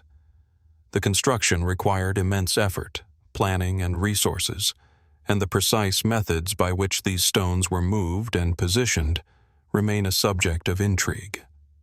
While there are theories that suggest the use of primitive sledges and pulleys, others speculate about the possibility of techniques lost to history, methods that may have involved advanced knowledge of leverage or other unknown technologies. How could a society, without the wheel or modern machinery, have undertaken such a monumental feat? And what did the construction of such a tomb signify for the builders and their society? Archaeological findings at the Dolmen of Soto add another layer of mystery to its story. Excavations have uncovered human remains, pottery, and animal bones, suggesting that the site was not just a simple burial place, but also a center for ritual activity. The bones found at the site appear to belong to individuals of various ages, indicating that the tomb may have been used for multiple burials over an extended period of time. Additionally, the presence of grave goods, such as pottery, suggests that the people who used the dolmen believed in an afterlife, where offerings might assist the deceased on their journey. Yet, there are peculiarities that still puzzle archaeologists. Unlike other burial sites from the same period, the Dolmen of Soto does not contain an abundance of elaborate grave goods. Pottery is found in the vicinity, but it is often rudimentary, plain, without the intricate designs or the valuable items that one might expect in the tomb of an important individual. Does this lack of grandeur point to a more egalitarian society, where tombs were not reserved for the elite? Or does it suggest that the dolmen was not a burial place for royalty or high-status individuals, but rather for a more communal practice, tied to the rites of death rather than the politics of power? The alignment of the Dolmen of Soto is another fascinating and unresolved element. Some researchers have proposed that the structure was aligned with celestial events, such as the solstices or the lunar cycles. If true, this would align the Dolmen of Soto with other megalithic structures found across Europe, such as Stonehenge in Britain, where the alignment of stones is thought to have had astronomical significance. The possibility that the dolmen stones were placed to mark particular points in the sky opens up new questions about the builders' understanding of astronomy. Did they view the stars and the sun as guiding forces, perhaps even as deities? Was the dolmen constructed as part of an ancient form of worship, designed to honor the celestial bodies that governed their lives? The use of stones as an alignment tool raises further questions about the culture that built the Dolmen of Soto. While we know little about the specific people who created the dolmen, we can infer from the monument's scale and sophistication that they possessed a deep knowledge of the natural world. Could they have been influenced by other ancient cultures, perhaps even distant ones? There is evidence that megalithic construction was a widespread practice across Europe, and it is possible that the builders of the Dolmen of Soto were part of a broader network of societies, exchanging ideas and beliefs across long distances. Could the structure have been a part of a greater religious or cultural system shared by many different peoples? Some researchers have speculated that the Dolmen of Soto might have been more than just a burial site. Some suggest that it could have been a place of astronomical observation, a place where early people tracked the movement of the stars and seasons, seeking guidance from the heavens. Others suggest that it was part of a much larger ritual complex, possibly linked to other megalithic sites across the region. Did the dolmen mark an important ritual gathering place for early humans, a site where the boundaries between the living and the dead were believed to be thinner? Could it have served as a focal point for ceremonies, where communities gathered to pay respects to their ancestors or to the forces of nature? Despite its age, the Dolmen of Soto remains a testament to the skill, ingenuity, and spiritual depth of its builders. Yet, as with many ancient sites, it has been left to erode over the centuries, its stones weathered and cracked by the elements. Modern archaeology has uncovered much about its structure and purpose, but the deeper meanings behind its construction remain elusive.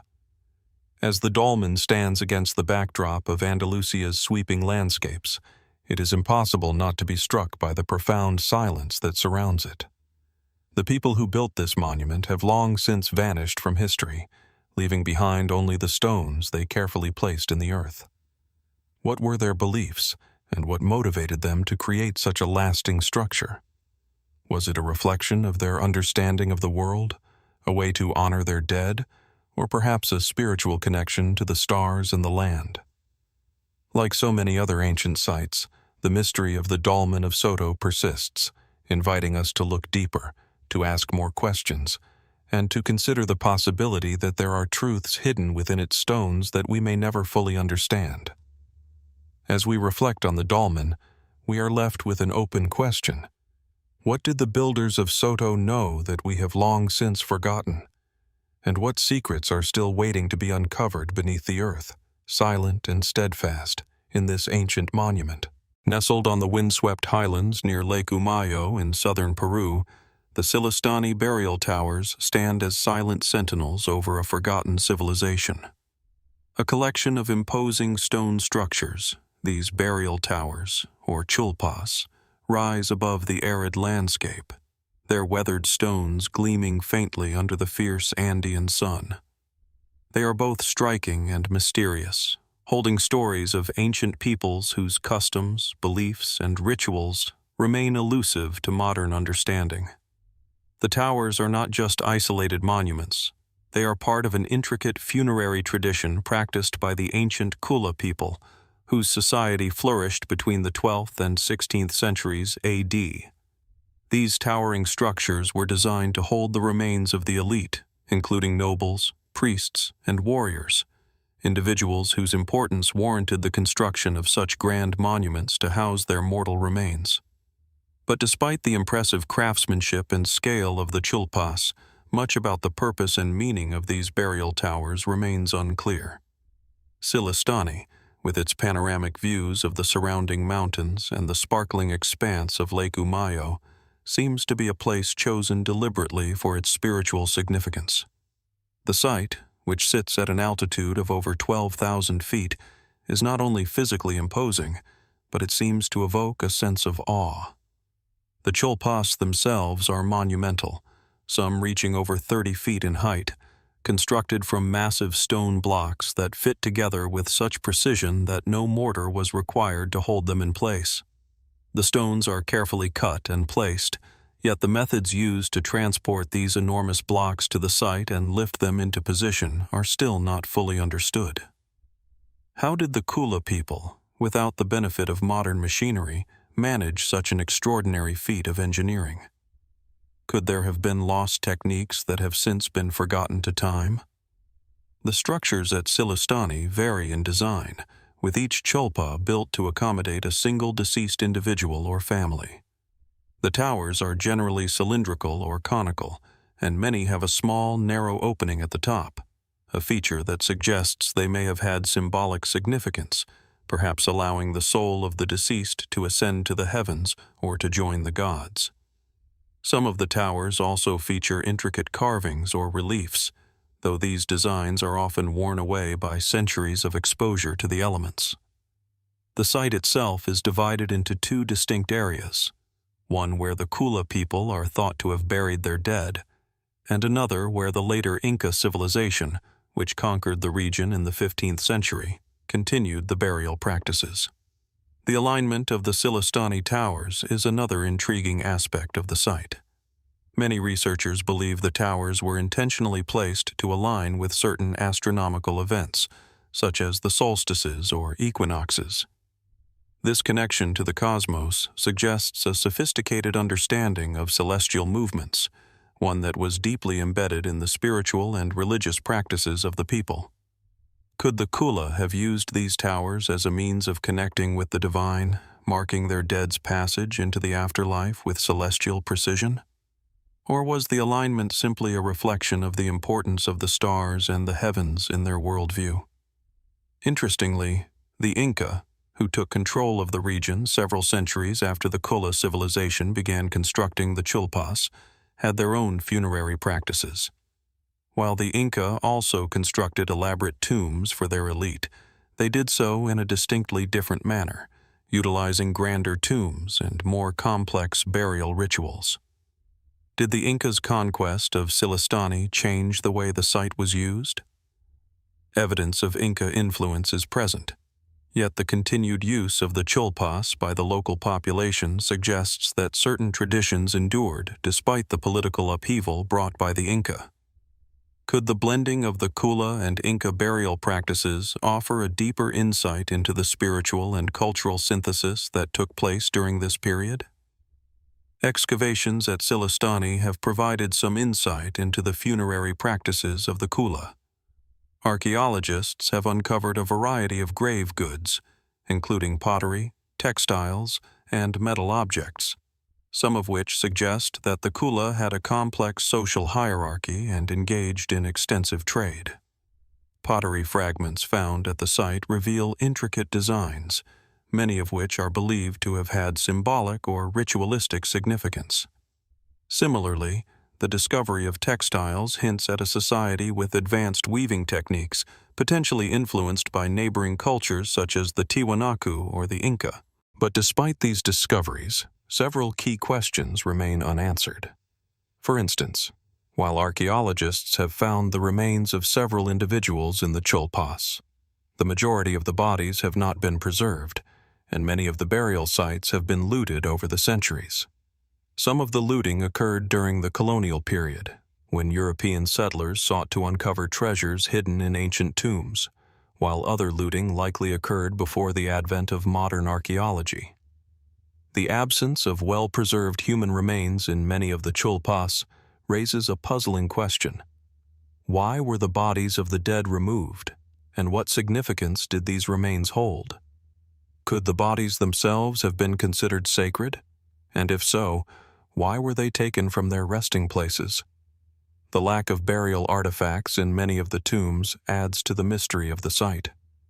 Most of the grave goods found in the chulpas are relatively simple, yet the lack of the more lavish offerings typically associated with elite burials suggests that the Kula might have held a different view of the afterlife, one that did not rely on material wealth or possessions. This raises another intriguing question. What role did the chulpas play in the lives of the Kula? Were these burial towers simply markers for the dead, or did they have deeper cultural or religious significance? Could they have been part of a larger ritual complex that connected the living with the spiritual world? Some researchers have even speculated that the chulpas may have been constructed for reasons beyond death and burial. Could the Sillustani towers have had a political or ceremonial function? Some theorists have proposed that the site might have served as a center for ancestor worship, or as a focal point for ritual gatherings. The Kula people were known for their strong cultural identity, and the chulpas could have been symbols of their power and their connection to the past. Could these monumental structures have served as a means of affirming the social order and ensuring that the deceased were properly remembered and honored by future generations? The Sillustani burial towers stand as a testament to the skill and spiritual beliefs of the Kula people, but they also remain one of the many archaeological enigmas that continue to defy full understanding.